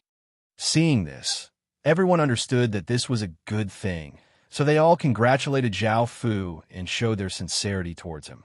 Zhao Fu sensed the power in his body and responded with a smile. He returned to the main hall and looked at the women below. "You've all done well this time, so I'll reward you. You can all leave, but the women from the Hongbang dynasty will stay." The women felt quite delighted. They had not done anything yet, and they had already received a reward. They thanked Zhao Fu and left with the palace maids. Only a dozen or so women from the Hongbang dynasty were left behind, and they all looked at Zhao Fu with expressions of anger and fear. A beautiful woman angrily said, "Now that the Hongbang dynasty has been destroyed by you, you can do whatever you want, but I won't obey you. Mother, this person killed my brother and wiped out the Hongbang clan. He is our greatest enemy. We will never obey him. At most, we will die. I'm not afraid." A beautiful young lady stood up. She had a strong will to stand up. "That's right. Yes. At most, we will die. I heard that Qin's imperial prince is quite perverted. Once he destroys a faction, he will definitely rape his wife, and he won't even let off his cousin's women. I won't obey him either. If you have the ability, kill me." A valiant-looking woman stood up and said resolutely. A few other women nodded, but some of them looked at Zhao Fu in fear. They seemed to be completely obedient and would not object to anything. Facing these women, Zhao Fu lightly smiled as he walked down from the throne. He did not mind what they had said before, as he had heard too many of them. Looking at them, Zhao Fu said, "Let's go. In the future, I'll let your family and relatives live." This caused the women's expressions to fall. Thinking about their family and relatives, they could only fall silent and follow behind Zhao Fu. Within the trial building, powerful crashing sounds could be heard, and the scene was quite obscene. Zhao Fu put on his clothes and took the scarlet ghost statue, which did not resist at all, and left behind a group of women paralyzed on the ground. Once again, the 10 generals were gathered and the grand refinement of heaven and earth was conducted. A loud rumbling sound rang out in all directions as the heaven and earth spiritual qi frantically gathered and compressed, forming a gigantic cauldron.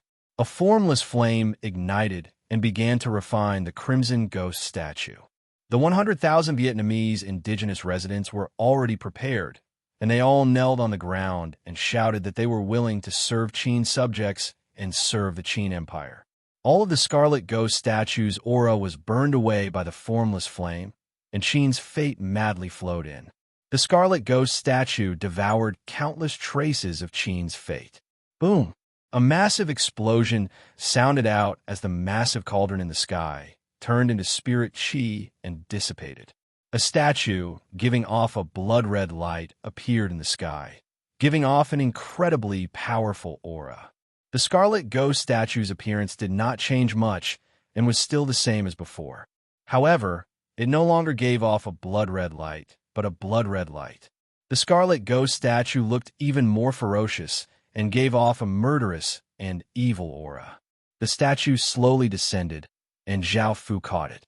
He looked at it and gave a pleased smile before naming it the scarlet ghost statue, the Qin ghost statue. Now, Qin's nation armaments included the 12 metal colossi, the nation-suppressing pillar, the Demon King ancestral saber, the Qin ghost statue, and the Emperor Phoenix statue. They also had 2 clan armaments, which are the Imperial Ruler's seal and the Qin Emperor Peacock. It could be said that Qin's strength was monstrous, and it was almost impossible for anyone to have so many nation armaments. Zhao Fu placed the Qin ghost statue next to the city heart and allowed it to be nourished by Qin's fate, and this matter concluded. Now, it was time to deal with the 230 regions in Vietnam. Even though these regions had been conquered by Qin and counted as Qin's territory, they were only occupied territories and did not count as Qin's true territory. Only by obtaining Qin's true territory could a kingdom level up. In order to make these regions Qin's true territory, Zhao Fu first had to clear out all of the factions and gain control over these regions. He then had to build a great wall to protect these regions, and only then would they count as Qin's true territory. However, most of Qin's soldiers were tied up by the various factions, and they did not have many soldiers to clear out these regions. After discussing with the city lords, they decided to first build a great wall to protect these regions. This was because there were already Qin soldiers on both sides, so they could defend against attacks from the other 2 kingdoms. With their protection, building the Great Wall would not be a problem. After building the Great Wall, they could slowly clear out these regions. Now, that Qin had a large population, even though there were many soldiers, Qin could still form some militia to clear out regions. Chapter 882. While Qin was preparing to construct the Great Wall and clear out regions, the various dynasty legatees also started to move. People wearing cloaks that covered their appearances and auras walked into a hidden room. There were 30 or so of them, and they sat in a circle. When they took off their cloaks and revealed their appearances, everyone was shocked to find that they were all legatees of kingdoms. There were dynasty legatees and nation legatees, and even Great Xia's legatee, CG, was here. Apart from Qin, all of the dynasty legatees were here, and there were 20 or so other legatees. Of course, it was not a good thing for them to secretly gather here. Now that Qin had established a kingdom, it was a great threat to all of China, and they only had one goal, which was to destroy Qin. They still remembered the lessons from before, and they did not have much confidence, so they were discussing what they should do. After all, they had entered the final stages of the chaotic world, and even if Qin was destroyed, there would not be any foreign invasions. As such, they did not have to worry about the consequences of Qin being destroyed. The Xia dynasty, Shang dynasty, Zhou dynasty, Han dynasty, Jin dynasty, Sui dynasty, Tang dynasty, Song dynasty, Yuan dynasty, Ming dynasty, and Qing dynasty were gathered here. They had 11 nation armaments and countless soldiers, and if they allied together, very few people could stop them. What's more, there were 20 or so nation legatees joining in. With their strength, even a large kingdom would not be able to defend against their attacks. Only Great Qin could make them feel so fearful and willing to gather together. Sitting at the top, CG said seriously, the dynasty legatees can send out 4 million soldiers, and each of the nation legatees can send out 2 million soldiers. That way, we can have 100 million soldiers. At the same time, the dynasty legatees can send 50 city lords, and the nation legatees can send 20 city lords, so we can have around 1,000 city lords. However, this kind of strength is still not enough, and we need to ally with even more factions. We can't just limit ourselves to China or the Midland continent. We can also use special methods to destroy Qin. At this point, a trace of a smile appeared on CG's face. He took out many more letters and handed them to the crowd, causing everyone to feel delighted. These letters were not from China, but from many countries nearby. Oleg, who was also an inheritor, had also decided to take action. Not only Russia, but Mongolia, Japan, the Philippines, India, Indonesia, Korea, Kazakhstan, Thailand, Myanmar, Laos, with their help, they would have the confidence to destroy Qin City. Even though Qin City was powerful, he could not stop them, and Qin City's destruction was already certain.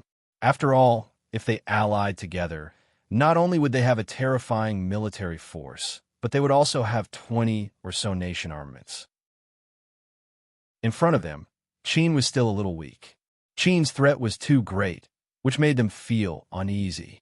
However, someone looked at this letter and frowned as he said, "After all, this is a matter of China. Isn't this going too far?" Hearing this, someone immediately mockingly retorted, "What's the point of caring that Qin City is from China? Could it be that you can resist Qin City with your strength?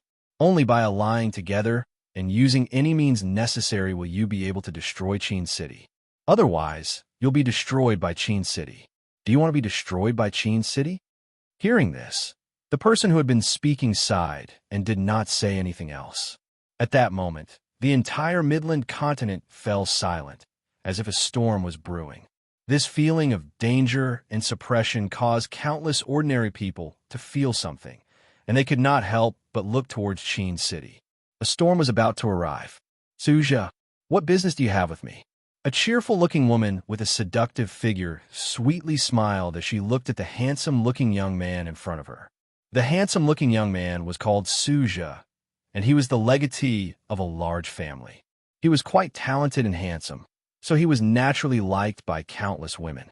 The woman was called Bai Lu, and she was a member of Flower Moon. She and Suja had been dating for 4 years, and they were incredibly sweet and had a good relationship. They had long since decided to marry each other. Because Flower Moon forbade too much intimate contact with any faction, this was the foundation of Flower Moon, which was to maintain neutrality. Naturally, this kind of relationship was forbidden, so the two of them could only hide their relationship until now. Suja lightly smiled as he hugged Bai Lu and looked down at her lovingly as he said, "Of course it's because I missed you." Bai Li's heart warmed, and she gave a sweet smile as she hugged Suja tightly. "Lulu, I have something to tell you," Suja suddenly said as he held Bai Lu in his arms. What is it?" Bai Lu said softly in Suja's arms. At that moment, Suja started to feel quite nervous and said, "Can you give me the information that Flower Moon has on Qin?" Bai Lu felt quite startled and looked up at Suja as she asked, "Why do you want information on Qin?" "Right now, Qin and Flower Moon are working together, so I can't agree to this." Suja's heart sank, but he still explained, "Qin is about to be destroyed. This time, Flower Moon has gathered 30,000 or so city lords and 700 million soldiers, and there are even people you wouldn't expect to help. Qin is definitely going to be destroyed. Now that Flower Moon is so close to Qin, they've already decided to make a move against Flower Moon after destroying Qin. When that time comes, Flower Moon will be doomed. Also, even though you're working together with Qin, Qin is always on guard against you. He even captured your women for fun and hasn't released them yet. You're still working hard to gather information for him, but Qin doesn't care about you at all and only treats you as tools. Could it be that Flower Moon is going to be destroyed because of Qin? I feel that it's unfair for Flower Moon, and I'm also worried about your safety. I'm sure that because Flower Moon is on guard against Qin, you haven't obtained much information, right? Perhaps anyone can provide this kind of information. As long as you don't say anything, no one in this world will know." Hearing this, Bai Lu hesitated. She did not have a good impression of Qin, and she did not have much information on Qin. However, she knew more than the other factions. Chapter 883. After all, this matter concerned the entire Flower Moon, and it was incredibly important. Thinking about her sisters, Bai Yu could only reject Suja, Suja was not angry and continued to explain gently. Lele, it's just a piece of information that isn't too important to Qin. It's just a piece of information that isn't too important to Great Qin, so Great Qin won't know that it was you. Also, I'll tell you who's coming. At that moment, Suja whispered something into Bai Yu's ear, causing her expression to turn pale. They're really coming? They're going to destroy Qin together? Are you crazy? Suja lightly laughed as he said, now you know how confident they are. They'll definitely destroy Qin. I can guarantee you that no one will know that it was you who leaked the information. Also, the various dynasty legatees have promised that as long as you provide them with information about Qin, they won't act against you in the future. Bai Yu thought for a moment and thought about her sisters in Flower Moon before lightly nodding and agreeing. This time, Qin was in danger. After hearing about this, all of China's factions looked quite serious because the power gathered was quite terrifying.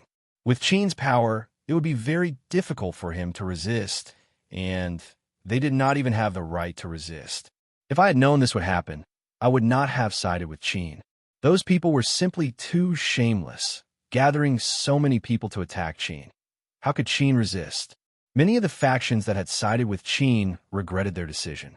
They had never thought that the dynasty legatees would gather so many people to attack Qin. 30,000 city lords and 700 million soldiers. This sort of power was enough to conquer a continent. It was simply too crazy. Why did so many factions hate Qin? In order to isolate Qin, all of China's dynasty legatees had issued a kill order. Any faction related to Qin would be annihilated, and not a single person would be spared. This scared countless factions into cutting off all relations with Qin. After all, the power gathered by the dynasty legatees was simply too monstrous. Let alone destroying Qin, they could even destroy a continent. The voices that had been suppressed surfaced again. Originally, they hated Qin, but as Qin's threat grew, they naturally didn't dare to say anything because they were afraid of Qin's revenge. Now that Qin was about to be destroyed, they were naturally the happiest people. They were no longer worried about Qin's threat. Those voices were naturally unpleasant, such as the following. Trash Qin, continue to be so arrogant. Now I'm going to F***CK your mother. What can you do to me? He's just a piece of trash. I want to F***CK up Qin. I've long been annoyed by that be **starred, but I've been enduring it. That Prince Qin is just a dog. The heavenly Tao is a good karmic cycle. Now, let's all take revenge. Follow the various forces and kill all of Qin's men. Take their women and make them slaves. Yeah, killing that bitch Qin? Isn't that bloody brutal? Wasn't that inhumane? He killed so many people, so he deserves retribution. Let's go and beat up Qin, eat Qin's flesh, and rape Qin's women. Finally, someone has come to uphold justice. We're going to kill all of Qin's men. They're not humans, they're worse than beasts. Originally, Qin had been welcomed and respected by countless people after the founding of the People's Republic. Now, his status had fallen greatly. He was like a rat on the street that everyone wanted to beat up. Everyone avoided him as much as they could, afraid to have anything to do with Qin. Even a few people from the Ying family, who supported Prince Qin the most, were shaken, but they were forcibly suppressed by several family heads. When Flower Moon heard this news, it was also somewhat uncertain. Some people said that they should cut off their relationship with Qin. After all, among the player forces, Flower Moon was the closest to Qin. If Qin was destroyed, then Flower Moon would also be destroyed. Even Qin was unable to resist that power. So how could Flower Moon resist it? Only by cutting off their relationship with Qin could they survive. Otherwise, they would be destroyed like Qin, and they would also die. There were many people in Flower Moon who thought this way, and seeing this, Bai Lu felt somewhat at ease. However, even though there were many people who thought this way, Xiao Yuan, the leader of Flower Moon, did not make a decision. Su Yin also fell into deep thought. An elder from the ancient clan angrily slammed the table and said, "Are these people crazy? They dare to do such a thing? They're really willing to do anything to destroy Qin. Don't they want to know the consequences of destroying Qin? This time, it will indeed be difficult for Qin to survive. With their current strength, it will be difficult for us to interfere. There are simply too many enemies, and even Prince Qin is powerless. He might even die on the spot, an elder said as he sighed. In actuality, the relationship between Qin and the ancient clan had greatly eased up. Ever since Nu Lu had married Qin, Qin's attitude had eased up, and the ancient clan had changed their opinion of Qin. Now, they were truly concerned about Qin's safety. King, this is the information regarding Qin. I heard that our people are also participating, the Silver Armor Knight said as he knelt on one knee in front of Tina Pendragon and handed over a document. Tina Pendragon lightly nodded and took the document. After opening it, she slightly frowned. Within a pure, holy church, a beautiful woman wearing a white robe was telling Jeffrey about the information that she had obtained. Jeffrey looked up at the statue of Jesus and sighed as he said, I don't know how many people will die this time. In actuality, I quite admire Prince Qin, but it's possible that he'll die this time. Hearing this, the beautiful woman in white thought for a moment before saying condescendingly, Should we interfere, Holy Son? I heard that some of them are from our continent. Jeffrey shook his head and said, This isn't something that we can interfere with. The Pharaoh Kingdom also received this news, and Akhenaten coldly laughed as he said, The world's fate is tilting towards China, giving birth to a monster like Prince Qin. It's good that he's dead. If he doesn't die, how can we have a chance? However, the internal strife between Chinese people was incredibly ferocious, and the scale of it was enough to change the structure of an entire continent. Send out orders to help CG destroy the Qin Empire from the side. Remember to be careful and not be discovered. After hearing about this, Masanori Hanno looked quite worried. She wanted to personally go and take a look. Perhaps she would be able to help Prince Qin. However, a devil stopped her. It was Shutenduji. Back then, Masanori Hanno had used the universal Din and Devil Stone to create the Devil City. The Devil City not only had greater devils like Shutenduji, but it also had Daitengu, Tamamo, and other devils. They had all used the Devil City to revive in the Heaven Awakened world. Of course, they were all led by Masanori, and the reason why Masanori Hanno was so powerful was because of these devils. Chapter 884. Back at Qin, it was impossible for Zhao Fu not to know about the dynasty legatees making such a big move. Zhao Fu could understand why so many people had allied together, as it was quite simple.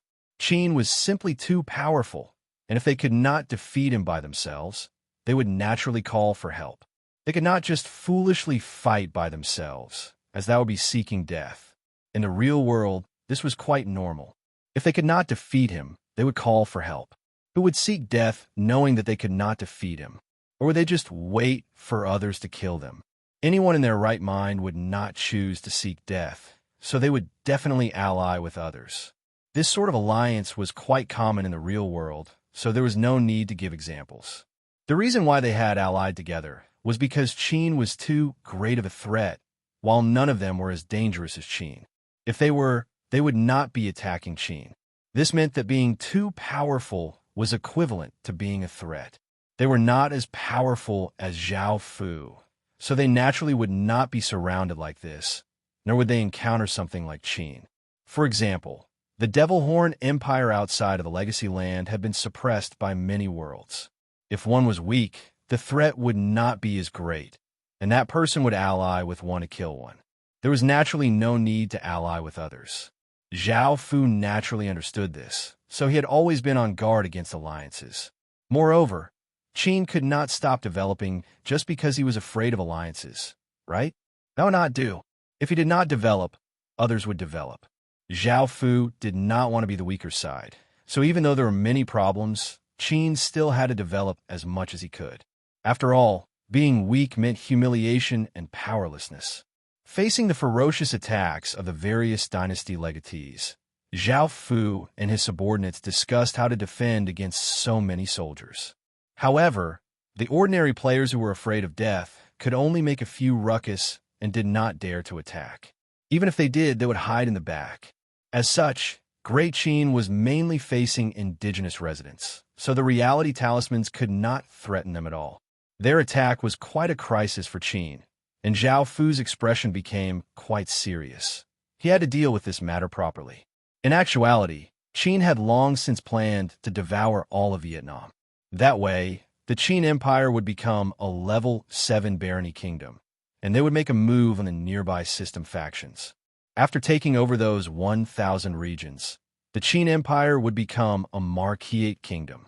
When that happened, Qin would have true strength to face all enemies and would not be afraid of them allying together. Some people said that they could have relied on sneak attacks to get rid of them, but they were not Vietnam and only had a single nation armament. They were where China's fate gathered and had 11 nation armaments. Zhao Fu couldn't ambush all of them at once, right? If he ambushed a single person, they would completely lose all decorum. This was because Great Qin had destroyed Vietnam, causing them to lose all decorum and fight to the death with Great Qin. Even though Qin seemed incredibly unrestrained, Zhao Fu was worried that they would use their nation armaments to fight to the death against Qin. Most importantly, Qin's enemies were not just them. Because of this matter, they had brought out 20 or so nation armaments, as well as so many soldiers and city lords. It could be seen just how much they hated or feared Qin. It was not that Zhao Fu did not want to do things, but the situation allowed him to do things step by step. In this world, strength spoke louder than emotions. Now, they had completely shed all pretenses of cordiality and no longer maintained their superficial relationship. It was as if they were going to fight to the death with Great Qin, making Great Qin feel quite bad. How was Great Qin going to deal with such a massive army? Zhao Fu did not think that Zhao Fu was a god and could defend against any crisis. If he did not deal with this properly, he would definitely be breached.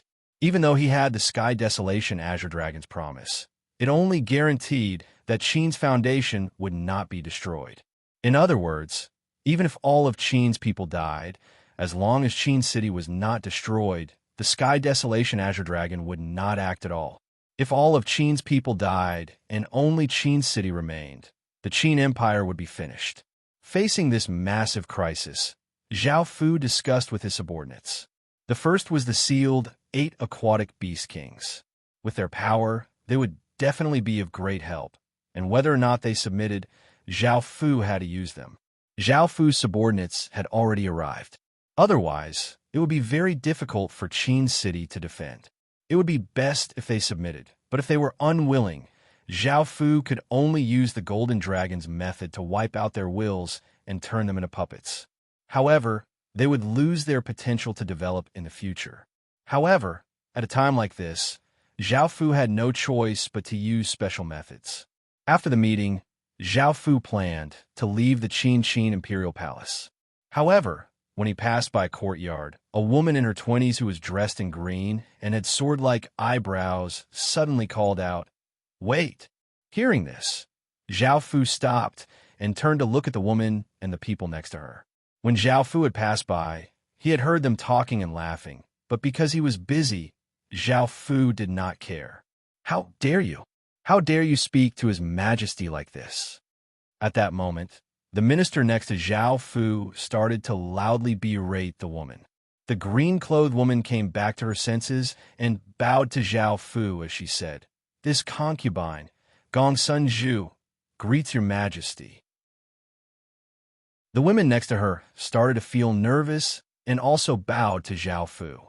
Hearing how she addressed him, Zhao Fu understood that she was one of the women who had been conferred titles. However, Zhao Fu had never paid much attention to so many women, and he had forgotten about most of them after conferring titles. "Is there something you need?" Zhao Fu asked as he felt that this woman looked quite familiar. The green-clothed woman was Gong Sun Zhu, and she looked at Zhao Fu's chest as she softly smiled and said, "Your Majesty, you must have obtained the clear sable sword, right? Is it because the clear sable sword's heart is benevolent, and every time your Majesty kills, your heart will ache?" Hearing this, Zhao Fu felt quite surprised and asked, "How do you know about this? How did you know?"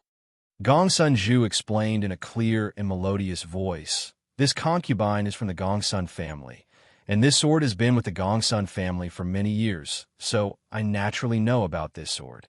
Hearing her explanation, Zhao Fu suddenly thought of a young girl, which was Gongsun Lin. Zhao Fu had met this young girl a long time ago, and she had forged 2 gold-grade equipment for Qin. However, Qin had not been able to keep her, and she had left in the end. No wonder this woman looked so familiar. She looked quite similar to Gongsun Lin, and she was also from the Gongsun family. Zhao Fu couldn't help but ask, "Who is Gongsun Lin to you?" Chapter 885.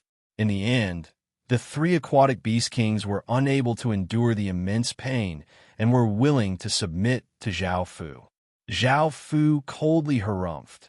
These fellows just won't give up until they see the end of the road. They just need special methods. Now that he had subdued 8 aquatic beast kings, Zhao Fu felt much more confident. With their strength, they would be of great use. Zhao Fu was not stingy and took out a large number of medicinal pills and spirit medicines to help them recover their strength and mind. They had all been injured and had been sealed for so long, and they were still quite weak. Zhao Fu looked at the aquatic beast kings devouring medicinal pills and thought about what they had said before. When they had invaded, they had devoured many city creation stones. Now hand over the city creation stones you've devoured, Zhao Fu said as he stretched out a hand towards the 8 aquatic beast kings. The 8 aquatic beast kings immediately felt quite awkward, and the earth-water dragon tortoise replied, "That, Master, those city creation stones couldn't be stored in our stomachs, and we've already digested them." What? Zhao Fu felt quite displeased. The 8 aquatic beast kings had most likely devoured many city creation stones, yet they had all disappeared just like that. There had been many city creation stones, and they were quite useful to Great Qin. Hearing Zhao Fu's displeased tone, the heaven cloud jellyfish said fearfully, "After digesting those city creation stones, our strength has greatly increased." Hearing this, Zhao Fu felt quite satisfied. He found that city creation stones could be devoured, but they required great power.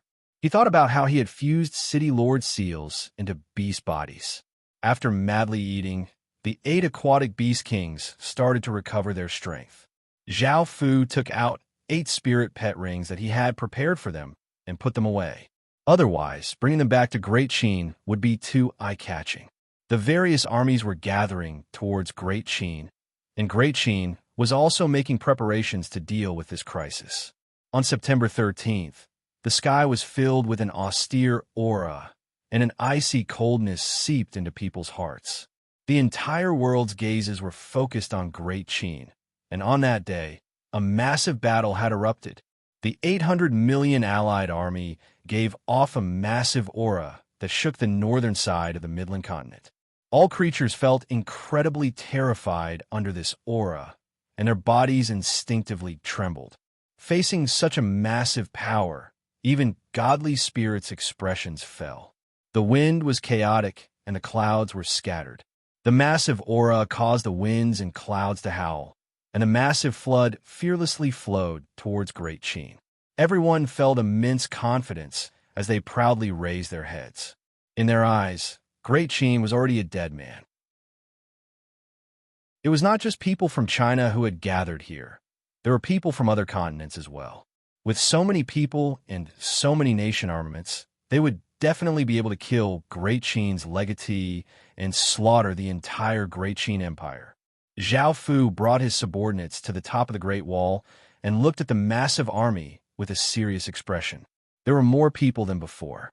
The various dynasty legatees stood in the sky, and CG felt incredibly high-spirited. With such a massive force in his hands, he finally had the confidence to face Great Qin's legatee. Great Qin's legatee. Today is the day of Great Qin's destruction. Even if you beg for mercy or resist, it will all be for naught. Great Qin will definitely be destroyed, and if you want to blame someone, blame yourself for being too powerful. Offer up your head now, and we'll give Great Qin a quick death. CG gave off a massive aura as he spoke with a clear voice, giving off a domineering and arrogant air. as well as an air of a king that could not be resisted. Hearing his words, the various armies excitedly yelled, "Kill all of Great Sheen's dogs and take their women and wealth." The scene was sent into an uproar, and the various armies' morale skyrocketed. Their auras completely suppressed Great Sheen's side, making them even more fearless and domineering. "Have you clowns said enough?" Zhao Fu's calm voice sounded out, giving off an innate emperor's might that sounded throughout the entire battlefield. This caused the allied armies to feel incredibly furious, and they immediately started to attack Great Sheen. Boom! A shocking explosion sounded out as the massive army suddenly exploded out, giving off an aura that seemed to be able to destroy everything and causing all creatures to feel terror as they rushed towards Great Sheen. The sound of their footsteps shook the heavens, giving off shocking sounds that no one could stop. Boom! Boom! Boom! Suddenly, massive explosions sounded out below the army, one after another. The power of the explosions was incredibly terrifying, and in an instant, white light devoured everything, turning everything into dust. The ground violently trembled, and the terrifying destructive power spread out. The ground was lifted up, and the shock waves were like wild gales that blasted sand and dust into the sky. Mushroom clouds formed. The heavens and earth seemed to fall silent, and everyone's ears became temporarily deaf. The terrifying destructive power caused countless people to feel incredibly shocked. There was blood and dismembered corpses everywhere, and the stench of blood could make anyone feel nauseous. It was as if this was hell on earth. A smile appeared on Zhao Fu's face. After destroying the Vile Dynasty and using up all of the destruction crystals, Zhao Fu had Binoche and Karash focus on creating more destruction crystals. Destroying Vietnam had only used 10 or so, and now they had used up all of the destruction crystals that Great Sheen had created. There were 324 destruction crystals in total, and the explosions were incredibly shocking, instantly taking away nearly 200 million people's lives. This caused a massive army to be heavily injured, and they could not help but stop. Many people's faces were filled with terror. The various factions' leaders' expressions were also quite unsightly.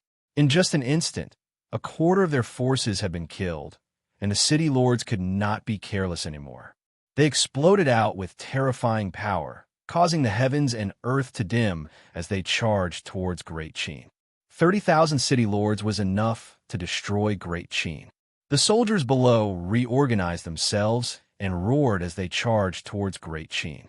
Facing the charging armies, Great Sheen stood there like a massive mountain. Facing the charging city lords, Great Sheen pushed out 100 massive ballistae. These were the dragon-slaying ballistae. Originally, Great Sheen only had 30, and the last 70 had been obtained from battles. These 100 dragon-slaying ballistae gave off savage and ferocious auras, and each of them had 10 or so meter long golden talisman bolts. Boom, boom, boom, golden rays of light containing immense power instantly tore through the air. They were incredibly powerful and incredibly fast, and they shot towards the incoming city lords like bolts of lightning. This gave some of the city lords a big fright, and they hurriedly unleashed defensive barriers. However, the massive golden rays of light easily pierced through the barriers and pierced through the city lord's chest before piercing through another city lord's chest. 10 or so kilometers away, a muffled explosion sounded out as hundreds of golden bolts that were 10 or so meters long pierced through the ground. There were 2 or 3 city lords' corpses on them, creating a horrifying scene. Chapter 886. In the end, the 3 aquatic beast kings were unable to endure the immense pain and were willing to submit to Zhao Fu. In response, Zhao Fu coldly harumphed. These fellows just won't give up until they see the end of the road. They just need special methods. Now that he had subdued the 8 aquatic beast kings, Zhao Fu felt much more confident. With their strength, they would be able to make a huge difference. Zhao Fu was not stingy, and took out a large number of medicinal pills and spirit medicines to help them recover their strength and mental energy. They were all injured, and after being sealed for so long and suffering so much, they were still quite weak. Zhao Fu looked at the aquatic beast kings devouring medicinal pills and thought about what they had said before. When they had invaded, they had devoured many city creation stones. Now, hand over all the city creation stones you've devoured, Zhao Fu said as he stretched out a hand towards the 8 aquatic beast kings. The 8 aquatic beast kings immediately felt quite awkward, and the earth-water dragon tortoise replied, "That, Master, those city creation stones couldn't be stored in our stomachs, and we've already digested them." What? Zhao Fu felt quite displeased. The 8 aquatic beast kings had most likely devoured many city creation stones, yet they had all disappeared just like that. There had been many city creation stones, and they would be useful to Qin. Hearing Zhao Fu's displeased tone, the heaven cloud jellyfish said fearfully, "After digesting those city creation stones, our strength has greatly increased." Hearing this, Zhao Fu felt quite satisfied. He found that city creation stones could be devoured, but it required great power. He thought about how he had fused city lord seals into the beast bodies. After eating, the 8 aquatic beast kings recovered their strength. Zhao Fu took out 8 spirit pet rings that he had prepared for them and put them away. Otherwise, bringing them back to Qin would be too eye-catching. The armies of the various factions gathered to attack Qin, and Qin was preparing to deal with this crisis. On September 13th, the sky was filled with an austere aura, and an icy coldness seeped into people's hearts. The entire world's gazes were focused on Qin, and a massive battle erupted. The allied army of 800 million people gave off a massive aura that shook the northern side of the Midland continent. All creatures felt immense terror under this aura, and their bodies instinctively trembled. Facing such a massive force, even godly spirits' expressions fell. The wind was chaotically blowing, and the clouds scattered. The massive aura caused the clouds to howl, and a massive flood flowed towards Qin. Everyone felt incredibly confident, and they proudly raised their heads. In their eyes, Qin was already a dead man. Not only were there Chinese people gathered here, but there were also people from other continents. With so many people and so many nation armaments, they would definitely be able to kill Great Qin's legatee and slaughter the entire Great Qin Empire. Zhao Fu brought his subordinates to the city walls. Looking at the massive army, his expression was quite serious. There were more people than before. The various dynasty legatees stood in the sky, and CG felt incredibly high-spirited. With such a massive force in hand, he finally had the confidence to face Qin's legatee. Legatee Qin, today is the day that Qin will perish. Even if you beg for mercy or resist, it will be futile. Your Qin will definitely perish. And if you want to blame someone, blame yourselves for being too powerful. Offer up your head, and we'll give Qin a quick death. CG gave off a massive aura, and his voice was incredibly loud and clear. He gave off a domineering and proud aura, as if he couldn't be resisted. Hearing his words, the various armies excitedly yelled, "Kill that dog Qin and take his women and wealth." The scene was sent into an uproar, and the morale of the various armies rose. Their auras completely suppressed Qin's side, making them even more unrestrained and domineering. "Have you clowns said enough?" Zhao Fu's calm voice sounded out, giving off an emperor's might that sounded throughout the entire battlefield. This caused the allied armies to feel incredibly furious, and they started to attack Qin's legatee. Boom! A shocking explosion sounded out as the massive army suddenly exploded out, giving off an aura that seemed to be able to destroy everything and causing all creatures to feel terror as they rushed towards Qin's legatee. Boom! Boom! Boom! Suddenly, massive explosions sounded out below the army, one after the other. The power of the explosions was extremely terrifying, and white light devoured everything, turning everything into dust. The ground violently trembled, and the terrifying destructive power stretched out. The ground was lifted up, and the shock waves were like wild gales that blasted sand and dust into the sky. Mushroom clouds were formed. The heavens and earth seemed to fall silent, and everyone was temporarily deafened. The terrifying, destructive power caused countless people to feel incredibly shocked. There was blood and dismembered corpses everywhere, and the stench of blood could make anyone feel nauseous. It was like hell on earth. A smile appeared on Zhao Fu's face. After destroying the vile dynasty and using up all of the destruction crystals, Zhao Fu had Binoche and Karash focus on refining more destruction crystals. Destroying the Vietnamese kingdom had only used 10 or so destruction crystals, and now they had used up all of the destruction crystals that Qin had refined. There were 324 destruction crystals in total, and the sounds of them exploding could shake the heavens and earth. They instantly took the lives of nearly 200 million people, and a massive army was heavily injured. They could not help but stop, and many people's faces were filled with terror. The various factions' leaders' expressions were also quite unsightly. A quarter of their forces had been instantly killed, and the city lords could not be careless. They exploded out with terrifying power, causing the heavens and earth to dim as they rushed towards Qin. 30,000 city lords were enough to destroy Qin. The soldiers below regrouped and roared as they charged at Qin. Facing the charging army, Qin stood there like a massive mountain. Facing the charging city lords, Qin pushed out 100 massive ballistae. These were dragon-slaying ballistae, and there were originally only 30 of them, but 70 of them had been obtained from battles. These 100 dragon-slaying ballistae gave off savage and ferocious auras, and there were 10 or so meter-long golden talisman bolts on them. Boom! Boom! Boom! Rays of golden light containing immense power instantly tore through space, and they were incredibly fast as they shot towards the incoming city lords like bolts of lightning. This gave some of the city lords a big fright, and they hurriedly unleashed defensive barriers. However, the massive rays of golden light easily pierced through the defensive barriers and pierced through a city lord's chest before piercing through another city lord's chest. 10 or so kilometers away, a muffled explosion sounded out as 100 or so golden bolts that were 10 or so meters long stabbed into the ground. There were 2 or 3 city lords' corpses on them, creating a horrifying scene. Chapter 887. This caused most of the city lords to hurriedly scatter, and they became incredibly careful.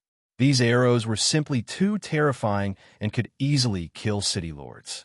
Luckily, there were only 100 of them, or else everyone present would have died.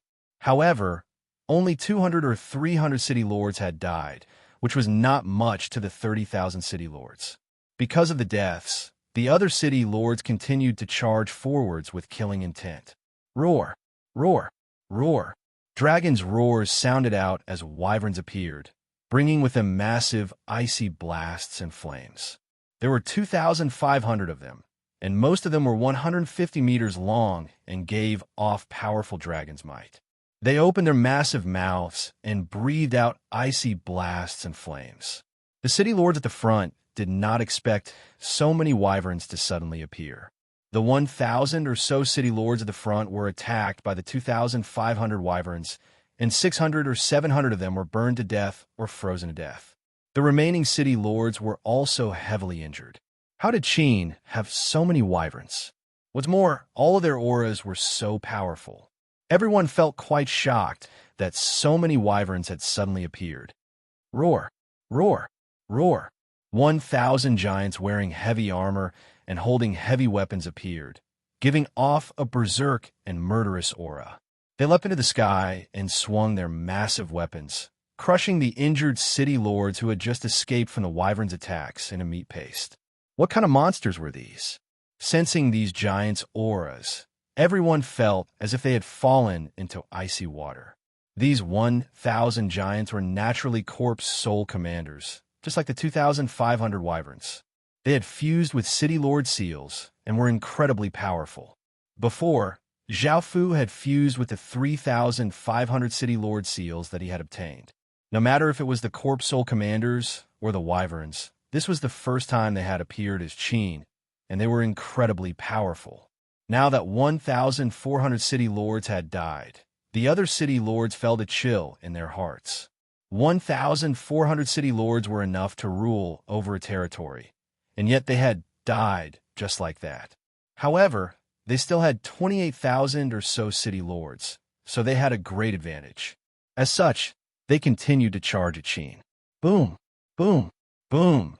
8 massive bodies giving off heaven-toppling auras appeared in the sky.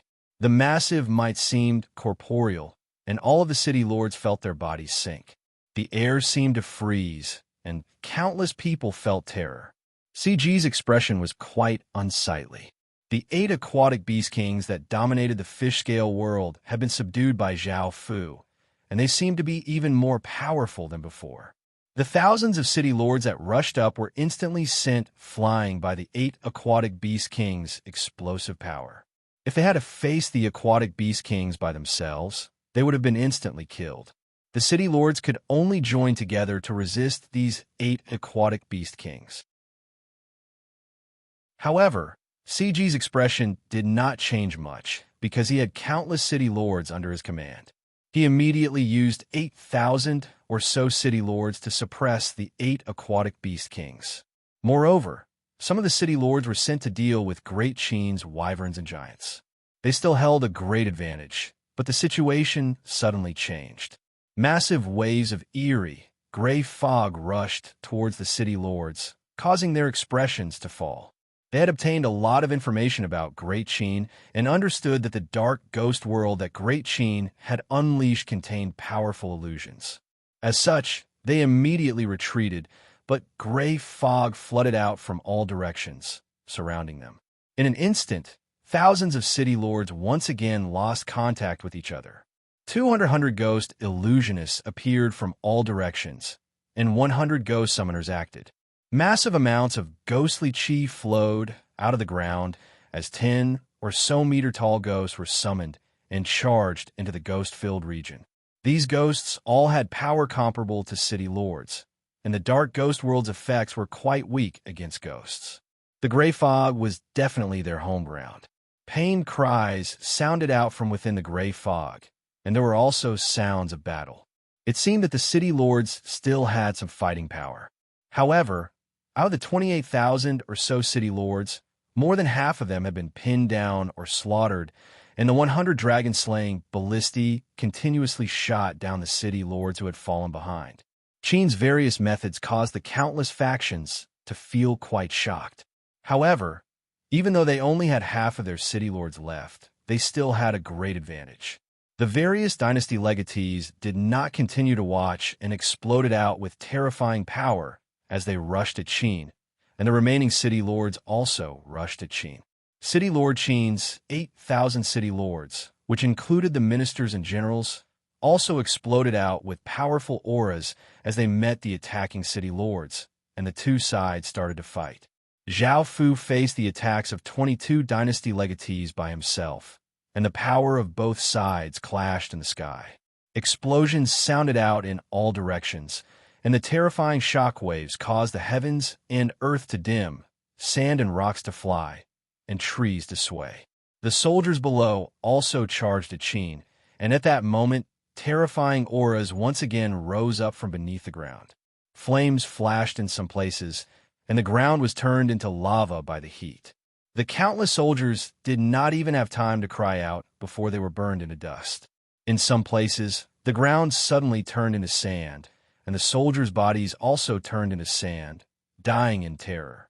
In some places, an incredibly cold aura flowed out, instantly freezing everything. The soldiers were all turned into ice sculptures, and their life auras disappeared.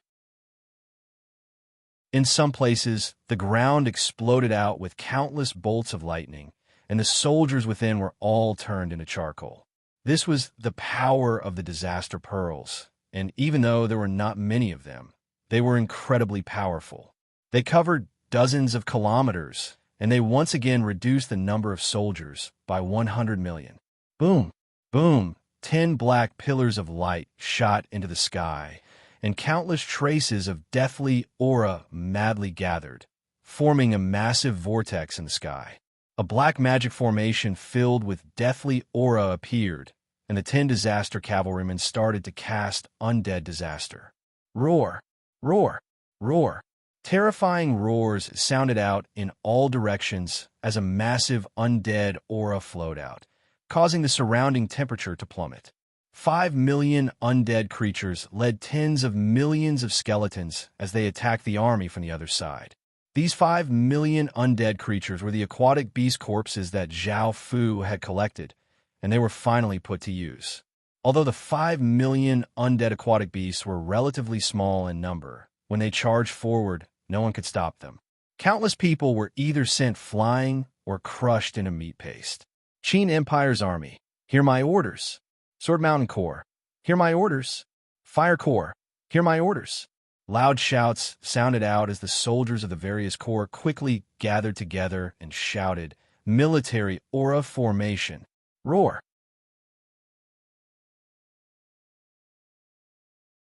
Chapter 888. Xing. A sword hum tore through the sky as countless traces of white aura condensed into a 200-meter-long sword of light, giving off an ocean-like sword chi. Bang! An intense burning sound could be heard as countless traces of fiery aura condensed into a 300-meter-tall woman that gave off a searing heat, causing the surrounding temperature to rise. The 13 Corps all condensed different things, and it was as if 13 peerless godly items had descended. They gave off massive auras that shook the heavens and earth, and even those extremely far away could feel how terrifying this power was. Following this, they started to slaughter. The Black Dragon gave off massive black auras as it rushed towards the various armies. The Black Dragon rampaged through the armies, and tens of thousands of soldiers were sent flying. The black auras that the Black Dragon gave off were incredibly powerful and were not something that ordinary soldiers could defend against.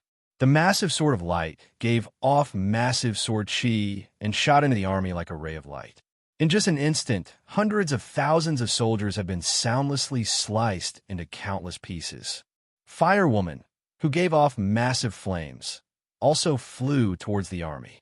The sea of flames burned countless soldiers to death. The 13 Corps auras gathered and started to madly slaughter. It was difficult to imagine that the 13 Corps could kill 200 to 300 million soldiers without being able to resist at all.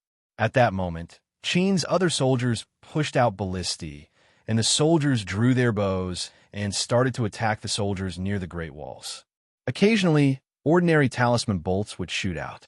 Even though these ordinary talisman bolts were not as powerful as the golden talisman bolts, they were more than enough to instantly kill dozens of soldiers. Qin had used up almost all of his abilities against the city lords and soldiers, and he did not have any strength left. If he did not use all of his abilities, he definitely would not be able to stop them.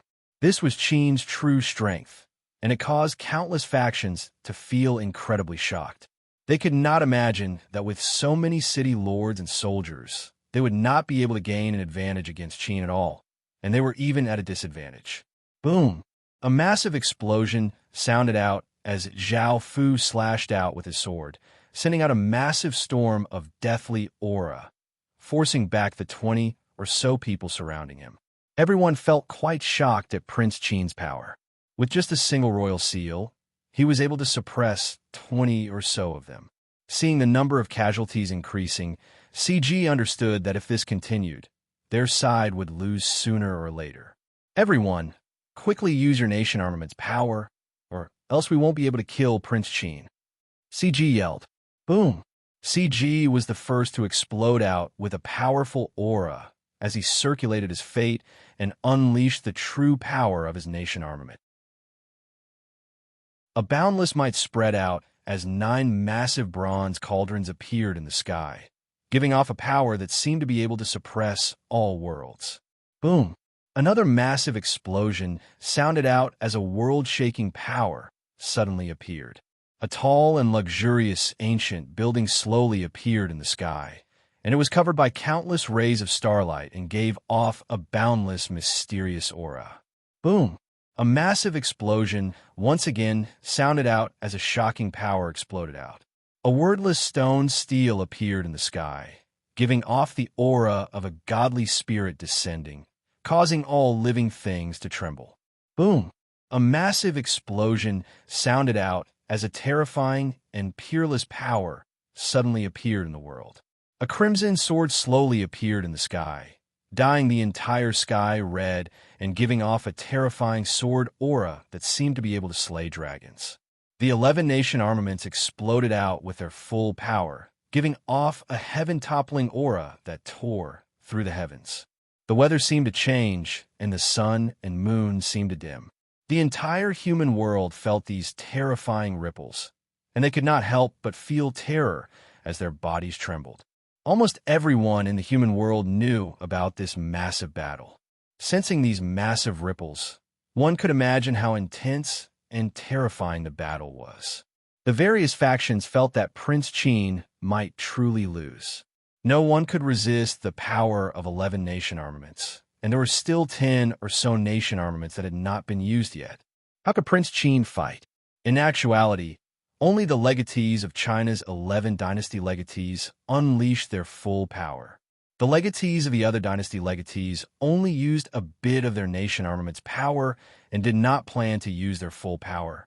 This was because doing so would consume a large amount of nation fate. They had come with the Chinese dynasty legatees to attack Prince Qin, and it would be best if they could destroy Prince Qin. However, if they could not, they would retreat. How could they risk their lives for China? After all, they were not Chinese people. If it wasn't for the fact that Prince Qin was too dangerous, they would not care even if all of the Chinese people died. Apart from them, many other city lords felt the same way. In fact, seeing how powerful Prince Qin was, some of them even considered retreating. However, fully unleashing the power of 11 nation armaments, and those who only used a bit of their nation armaments was not something that Zhao Fu could deal with just a single royal seal. Prince Qin died. CG roared as he gripped his violet sword with both hands. With his nation armament supporting him, he seemed to have the power to destroy the heavens and the earth. His sword gave off boundless violet light, and as he slashed out, he seemed to be able to slash apart anything. It was not just CG, Di Wutian also attacked. He gripped his halberd with both hands and sent his nation armament's power into it. The halberd gave off immense destructive power, and thin cracks appeared in space. Di Wutian roared as he slashed out with his halberd, seeming to be able to destroy an entire world. Lu Yi directly held his nation armament, and a crimson light covered the heavens and earth. A sword chi that seemed to be able to cut apart the heavens and earth was formed, and Lu Yi slashed out, causing a crimson dragon to give off ferocious power as it rushed toward Zhao Fu. The other Chinese dynasty legatees also attacked Zhao Fu, and the other dynasty legatees also started to use their nation armament's power to attack Zhao Fu. Boom! A shocking explosion sounded out as everything within 10,000 meters of where Zhao Fu had been was turned into primal chaos. The space around him collapsed, unable to withstand such immense power. Did he kill Qin's legatee? Everyone could not help but think to themselves, as this destructive power was simply too great. However, they were disappointed. Zhao Fu walked out from the primal chaos unscathed, and a few nation armaments floated around him. A power descended, causing everyone who had nation armaments to feel a sense of fear. However, things were not as simple as they seemed. Two shocking powers exploded out. One was covered by demonic light, and it seemed as if there were tens of thousands of demons roaring, giving off an extremely evil demonic intent. A young man dressed in black slowly walked out. The other was filled with boundless golden light, which was quite blinding. There seemed to be countless fish swimming about, and ripples appeared in the sky. A young man covered with golden scales, giving off a heaven-destroying might, appeared. Chapter 889. These two people giving off powerful auras were the world protectors of the two worlds. One was the dark demon world's Mo Chi, and the other was the fish scale world's Yuxian. As the world protectors of the two worlds, They wielded terrifying power. Mo-Chi coldly looked at Zhao Fu and said seriously, "Your power is incredibly terrifying, and I admit that I'm inferior to you. Before, I didn't want to join hand with others, but you're simply too great of a threat. If we don't get rid of you, the Dark Demon world will be in great danger in the future. You should be proud of that." Yu Xian looked at Zhao Fu seriously before looking at the 8 aquatic beast kings, and said, "I really admire you for being able to subdue those 8. Before, I didn't want to get involved in the matters of you humans, but after knowing that you've awakened those 2 terrifying stars, I can only apologize for the fish-scale world, but you must die today." Boom! Boom! 2 massive explosions sounded out as Mo-Chi exploded out with his full power and even used his sect armament. Yu Xian also exploded out with his clan armament, and the power he released seemed to be able to cause the heavens and earth to collapse and all living creatures to perish. "Hurry, work together with them and kill Qin's legatee." CG, as the main organizer, shouted to the others. Evidently, he was in contact with the world protectors of the 2 worlds. In fact, he had given them information about Zhao Fu, causing the world protectors of the 2 worlds to join hands. The other Chinese dynasty legatees understood that this was the best opportunity to kill Qin's legatee, and they could not miss it. It was not that they were obeying CG's orders, but that he was right. They would only do things that were beneficial to them. For example, the army that they were leading this time was mainly because Qin was a threat to them.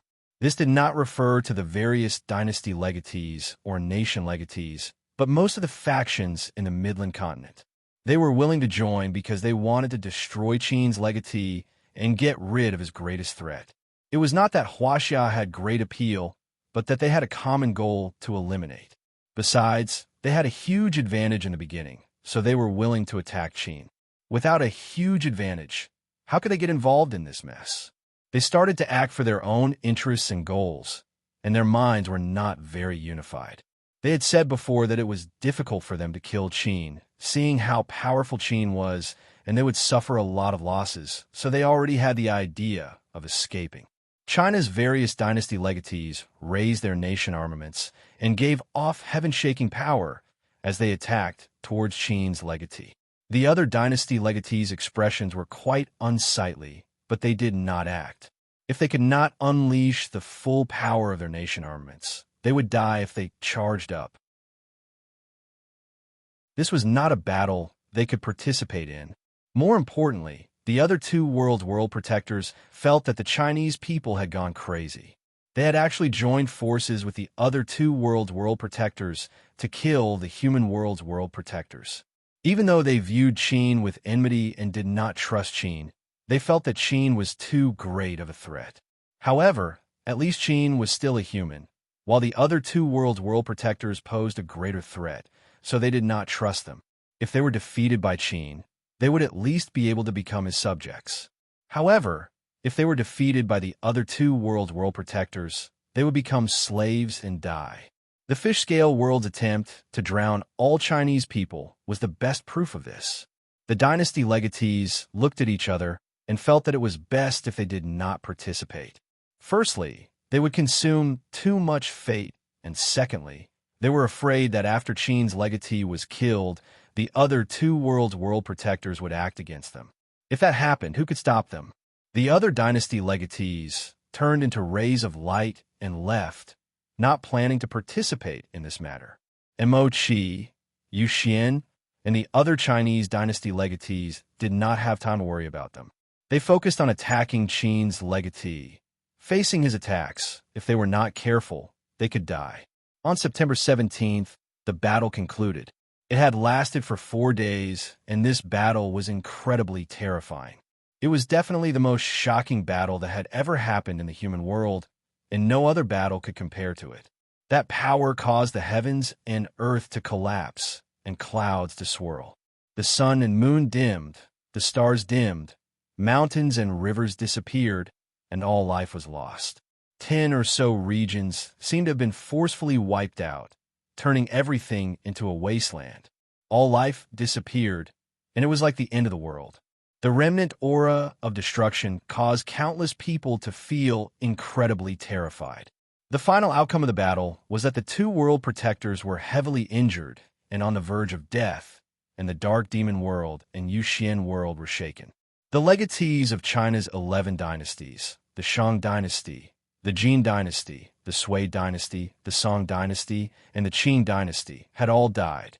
Under the leadership of Qin's general Bai Qi, his terrifying army split into 5 teams and simultaneously attacked the 5 dynasties, destroying them. As for the remaining 6 dynasties, their legatees had been heavily injured and had completely disappeared.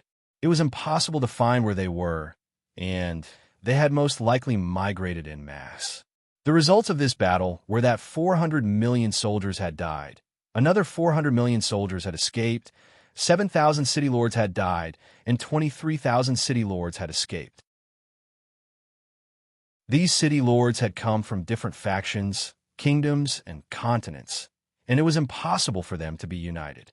They had only been willing to attack Qin because they had a massive advantage, and seeing that the situation was bad, they had immediately escaped.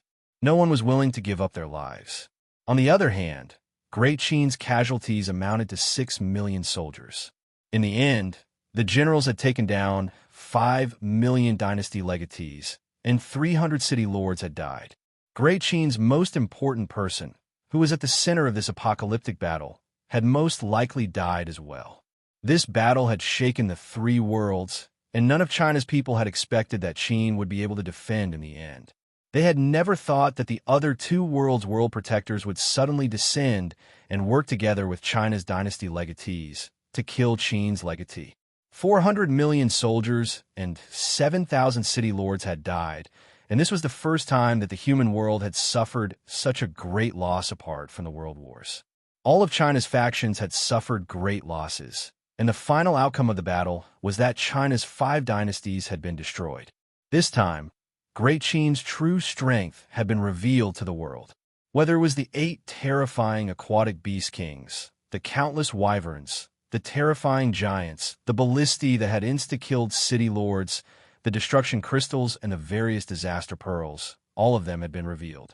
At the same time, there were a large number of terrifying talisman arrows, ferocious and fearless undead, and the incredibly terrifying 13 core. Qin's true strength caused countless people to feel a chill. If it wasn't for this attack, no one would have known that Qin's true strength was so terrifying.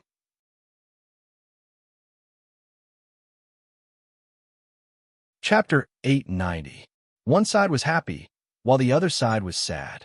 The 100 schools of thought and sects all breathed sighs of relief, but they chose to remain neutral and did not participate in the battle. The clamoring voices once again disappeared, and it was impossible to find them. In the real world, the Ying family finally let out a sigh of relief. Qin had resisted the immense pressure, and, at the same time, he reprimanded and punished those who had other thoughts. Otherwise, if Legatee Qin found out that the Ying family, the royal family of Qin, dared to have other thoughts, the entire Ying family would be punished by Legatee Qin, and the Ying family might not even be recognized. Those who were punished were willing to be punished. As long as they could stay in the Ying family and not be chased out of the Ying family, they were willing to do anything. It could be said that the situation in China was already set in stone. After this battle, China was unable to stop the rise of the Qin Empire. 400 million soldiers and 7,000 city lords had died, and 5 dynasties had been destroyed. This cruel reality proved that this was an unchangeable outcome. Even though they were being punished, they were still members of the Ying family, and the Ying family was the royal family of Qin. In the future, if the Ying family joined the Qin Empire, they would receive great benefits. At the same time, the family leaders hurried to Zhao Fu's villa, wanting to know how Legatee Qin was doing. They also wanted to convey their congratulations to the person they were most proud of and admired in the Ying family, as well as their loyalty to the legatee. However, at that moment, the bodyguard stopped them and told them that Zhao Fu had not woken up yet. The family leaders understood that Qin had just won a battle and was quite busy, so they did not pay much attention to him. What they did not know was that Zhao Fu's aura was incredibly weak, and his chest was dyed red with blood. Of course, they did not know that Zhao Fu was their legatee. At this moment, the Ying family's gate was filled with people from all kinds of forces. They all congratulated the Ying family and expressed their complete loyalty to Qin, saying that they could do anything for Qin. In response, the Ying family's family leaders felt quite pleased and disdainful. Before, these people had been trying to avoid Great Qin, and now they were sticking to Great Qin. Did they really think that Great Qin was a place that they could come and go as they pleased? Facing the Ying family's disdain and contempt, the forces could only feel regret. If they had known that this would happen, they would have believed in Qin. Now, the situation in China had been settled, and no one could change it. Qin was destined to unify China and become a great empire. When that time came, there would no longer be Chinese, and they would have to call themselves Qins. At this moment, they could only think of all kinds of ways to join Qin. Otherwise, when Qin completely unified China, they would have no chance at all, and it would be impossible for them to make a comeback. As the most powerful force in China, the government had no choice but to lower its head to Qin. Even though they did not have a dynasty legatee, they had sent a large number of city lords and soldiers to attack Qin. They had suffered great losses this time. Of course, as a country in the real world, they were only showing goodwill to Qin and easing their relationship. They had no intention of submitting to Qin. A few elders in the Ying family laughed as they looked at one of the elders. Your family's new Lu is far-sighted and married Qin's legatee early on. Now, she has become legatee's most beloved concubine, and Qin's relationship with the Ying family is also very good. In the future, our Ying family's relationship with Qin should be even better because the world is destined to belong to Qin. Hurry and congratulate Qin. It's time for us old bones to move and personally meet this world-famous legatee Qin. I wonder what sort of heroic figure he is. Tina Pendragon also received this news and smiled. However, when she saw that CG had allied with the world protectors of the other two worlds to kill legatee Qin's legatee, her expression became quite serious. After hearing about this, Masanori Hanno could not help but laugh. Beside her, Shutten Duji lightly sighed and said, "He might destroy Japan in the future." These words caused the smile on Masanori Hanno's face to fade, and after thinking about it, a trace of worry appeared on her face. After looking at the news, Jeffrey's expression became quite serious. What he was most concerned about was whether Qin's legatee was really dead or not. Over at Flower Moon, there was a group of women gathered in a hall. Many of them hoped that Xiao Yuan would change her mind and give up on working together with Qin to avoid the fate of being destroyed. Su Yuyin could only look at Xiao Yuan because her own opinion was powerless to change anything. No matter what she said, it would be useless. Xiao Yuan continued to think and did not reply. "Big sis, you've been thinking for so long. Why haven't you made a decision yet? Flower Moon has always been neutral, and working together with Qin has already deviated from our principles. At most, we can remain neutral this time. There's nothing wrong with that," a woman in red said, and the other women all agreed, hoping that Xiao Yuan would make the decision to cut ties with Qin. "Big sis, Qin really can't be saved this time. I heard that there are two other world protectors working together to kill Qin's legatee. How can Qin win?" a woman could not help but say. However, Xiao Yuan was still sitting there and thinking deeply. She did not reply to them, nor did she make a decision. This made the other women feel quite anxious. However, at that moment, news of the battle's outcome arrived. Qin had resisted the world protectors. This caused the women to be speechless and look incredibly shocked. Even though they knew that Qin's legatee had most likely died, Qin had indeed stopped the army. If she had made that decision, the relationship between Flower Moon and Qin would never be good again. Now, they felt quite fortunate that Xiao Yuan had not made a decision in time. Now that Qin had unified China, they could no longer change it. As such, as Qin's partners, they would receive many benefits. A trace of a smile appeared on Su Yuyin's face as she looked at Xiao Yuan. Xiao Yuan inwardly let out a sigh of relief. She had endured immense pressure to believe in Great Qin, and she had even been thinking about what Flower Moon would do after Great Qin perished. In the end, Qin had not let her down, and he had once again stopped the army and determined the situation in China. Now, Xiao Yuan felt that it was time for her to personally see the legendary legatee Qin. However, at that moment, apart from Bai Lu, there were 2 or 3 other women whose faces were pale. They looked at Xiao Yuan and wanted to say something, but they did not know what to say. Now, the situation was completely different from what they had expected. Thinking about the consequences of this, they almost started to cry. However, they still had a trace of hope, which was that the information they had provided about Great Qin had not been leaked.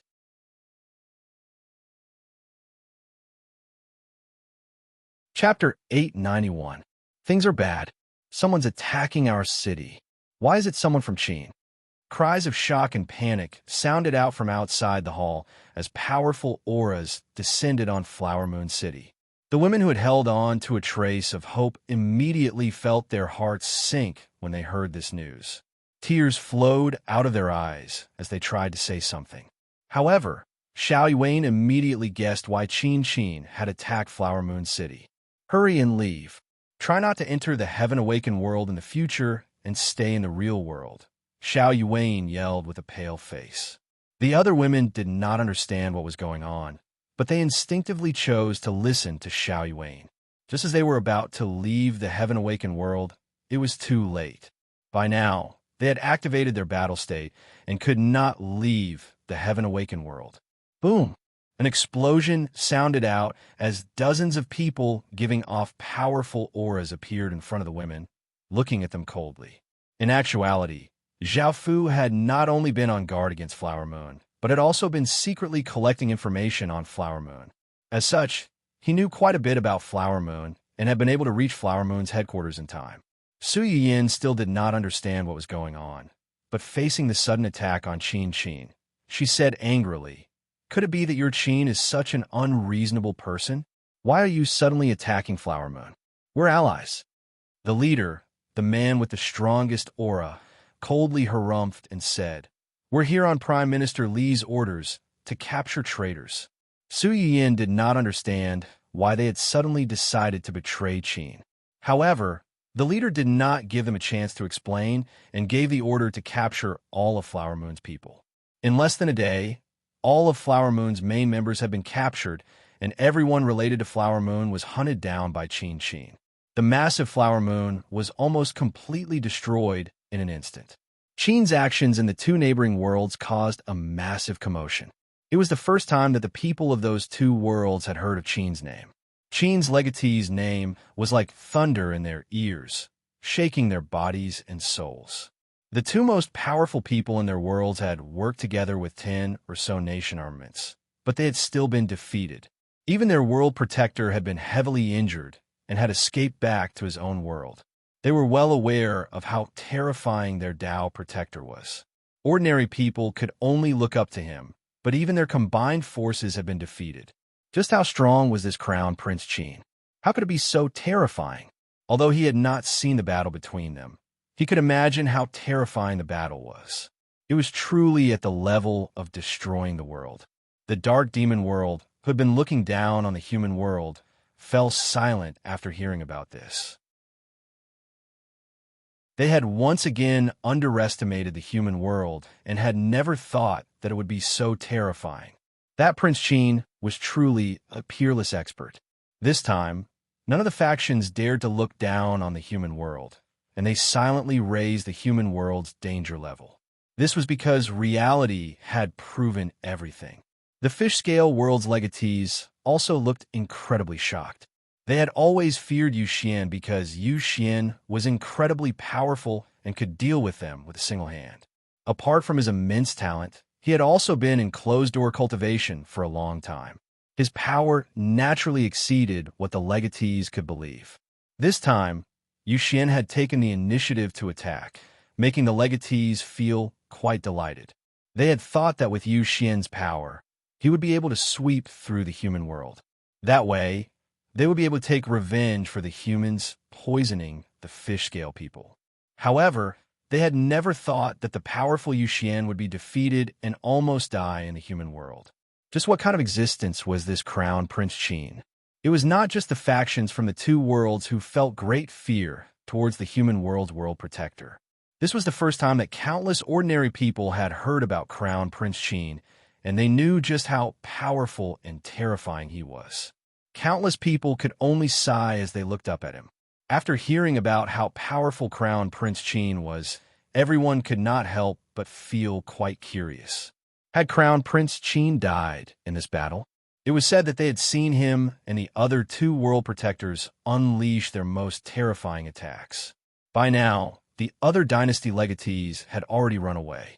The three world protectors had unleashed a trace of the world's source energy, which was a trace of power given to them by the world's consciousness. It could be seen just how intense the battle had been. The two sides' attacks collided, and in the end, the two world protectors were not a match for the three world protectors and escaped with their last breaths. Crown Prince Qin fell from the sky, and some people saw 6 fist-sized holes in his chest.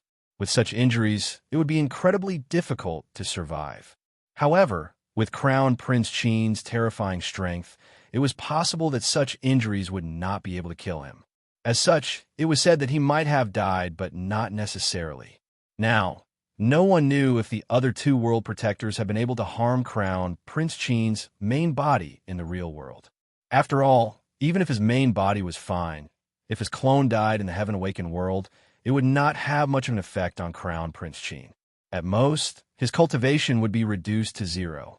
Everything else would be bound to his soul, so he would not lose anything. Apart from Crown Prince Qin's people, no one else knew about Crown Prince Qin's situation, so they could only guess. Back at Crown Prince Qin's bedchamber, countless ministers were anxiously waiting outside because their majesty was indeed in danger.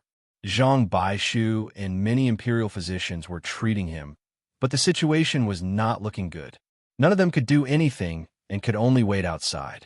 Li Si hurriedly ordered people to gather medicine and send it to the palace to treat His Majesty's injuries. This had lasted for more than a day, and no one had come to a conclusion yet. All of the internal affairs were under Li Si's control. He had been appointed as prime minister by Zhao Fu, while Bai Qi controlled the military, so everyone had to listen to their orders. Whether it was attacking the 5 dynasties or capturing Flower Moon's people, none of this had been directly ordered by Zhao Fu. Because of the urgency of the situation, Li Si, Bai Qi, and the various Crown Prince Qin's people had discussed it. Everyone anxiously waited outside for a day before Zhang Baishu opened the door. Everyone looked at him and hurriedly asked, "Imperial Physician Zhang, how is His Majesty?" Zhang Baishu's tense expression relaxed, and a trace of a smile appeared on his face. His Majesty's situation had stabilized, and there was not much danger for now. However, His Majesty was still very weak and needed to be carefully taken care of.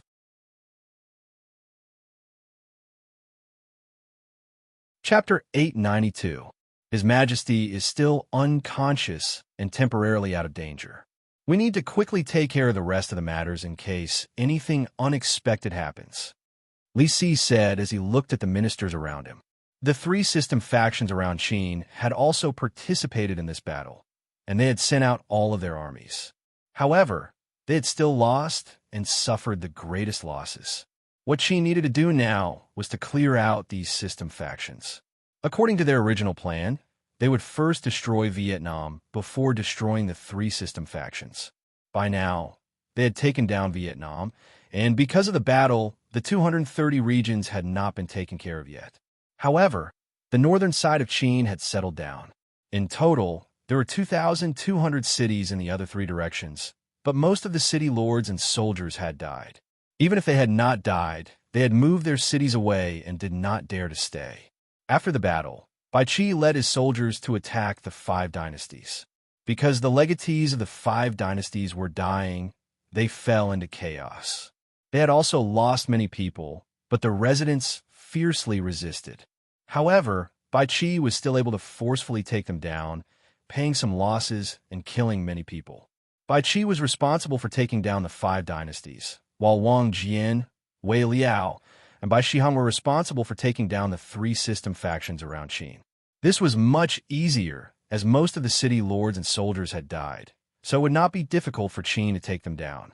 Of course, because there were many regions, there were 300 regions in the western side, 230 regions in the eastern side, and 190 regions in the southern side.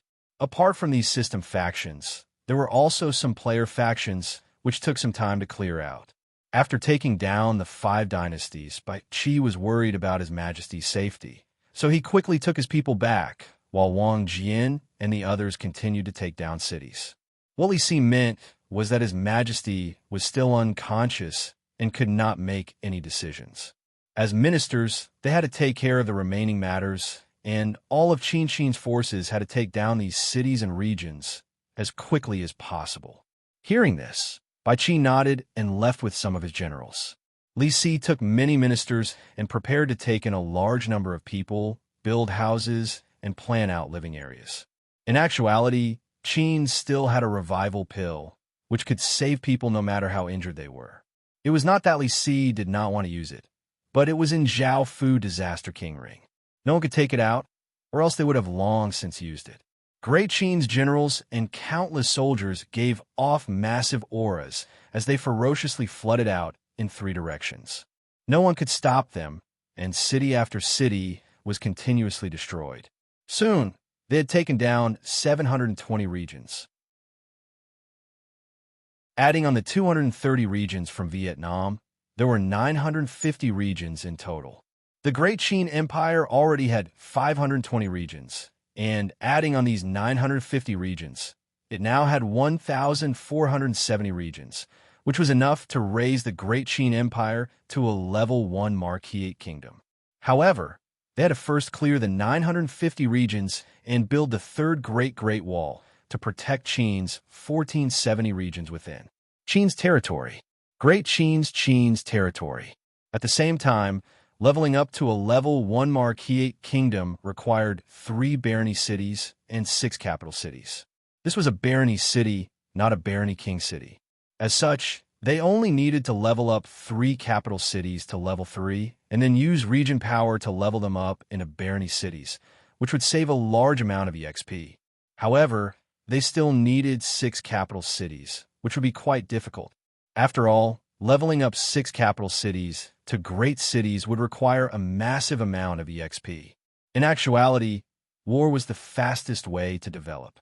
Out of the 5 dynasties that Bai Qi had taken down, Great Shang had already leveled up to a level 1 capital city. After taking it down, Qin fulfilled one of the requirements for leveling up to a Marquis kingdom. Now they only lacked 5 capital cities. Before, Qin had killed 7,000 city lords and obtained 3,000 useful cities, but 4,000 city lord seals had become useless. Because these cities were quite big, Qin had not been able to find them quickly. The others naturally understood that keeping these cities would increase Qin's strength, so they destroyed them. As such, Qin now had another 4,000 useless city lord seals, which could be fused into the wyverns and corpse soul commanders' bodies. Moreover, these 3,000 useful cities provided Qin with nearly 800 million people. With such a massive number of people going in Qin would receive many benefits. The first was a large amount of fate. In the previous battle, in order to deal with the 2 world protectors and the 11 dynasty armaments, Zhao Fu had used up almost all of Qin's fate. It could be said that Qin currently lacked a lot of fate. After taking down these regions, Qin temporarily calmed down and went into full development.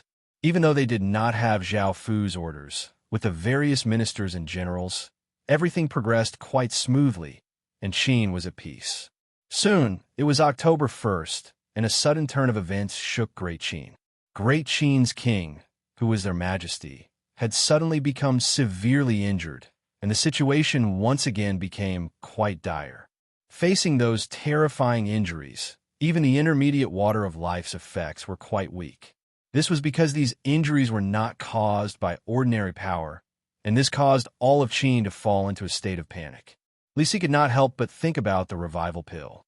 Now that the situation was so dire, Li Si planned to take off Zhao Fu's Disaster King ring and forcefully wipe away the Emperor's seal before taking out the revival pill. However, what shocked everyone was that the Disaster King ring contained Their Majesty's Emperor's seal, and even Bai Qi could not forcefully wipe it away.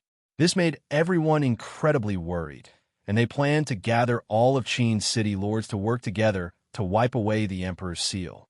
However, at that moment, the situation once again changed. The flower fairy suddenly walked out and said in a clear voice, "Can I give it a try? Perhaps I can save His Majesty." This made everyone feel quite delighted. Everyone trusted this mysterious flower fairy, as they had no other choice but to forcefully break open the Disaster King ring. However, doing so would greatly affect the Disaster King ring, and it might even damage it.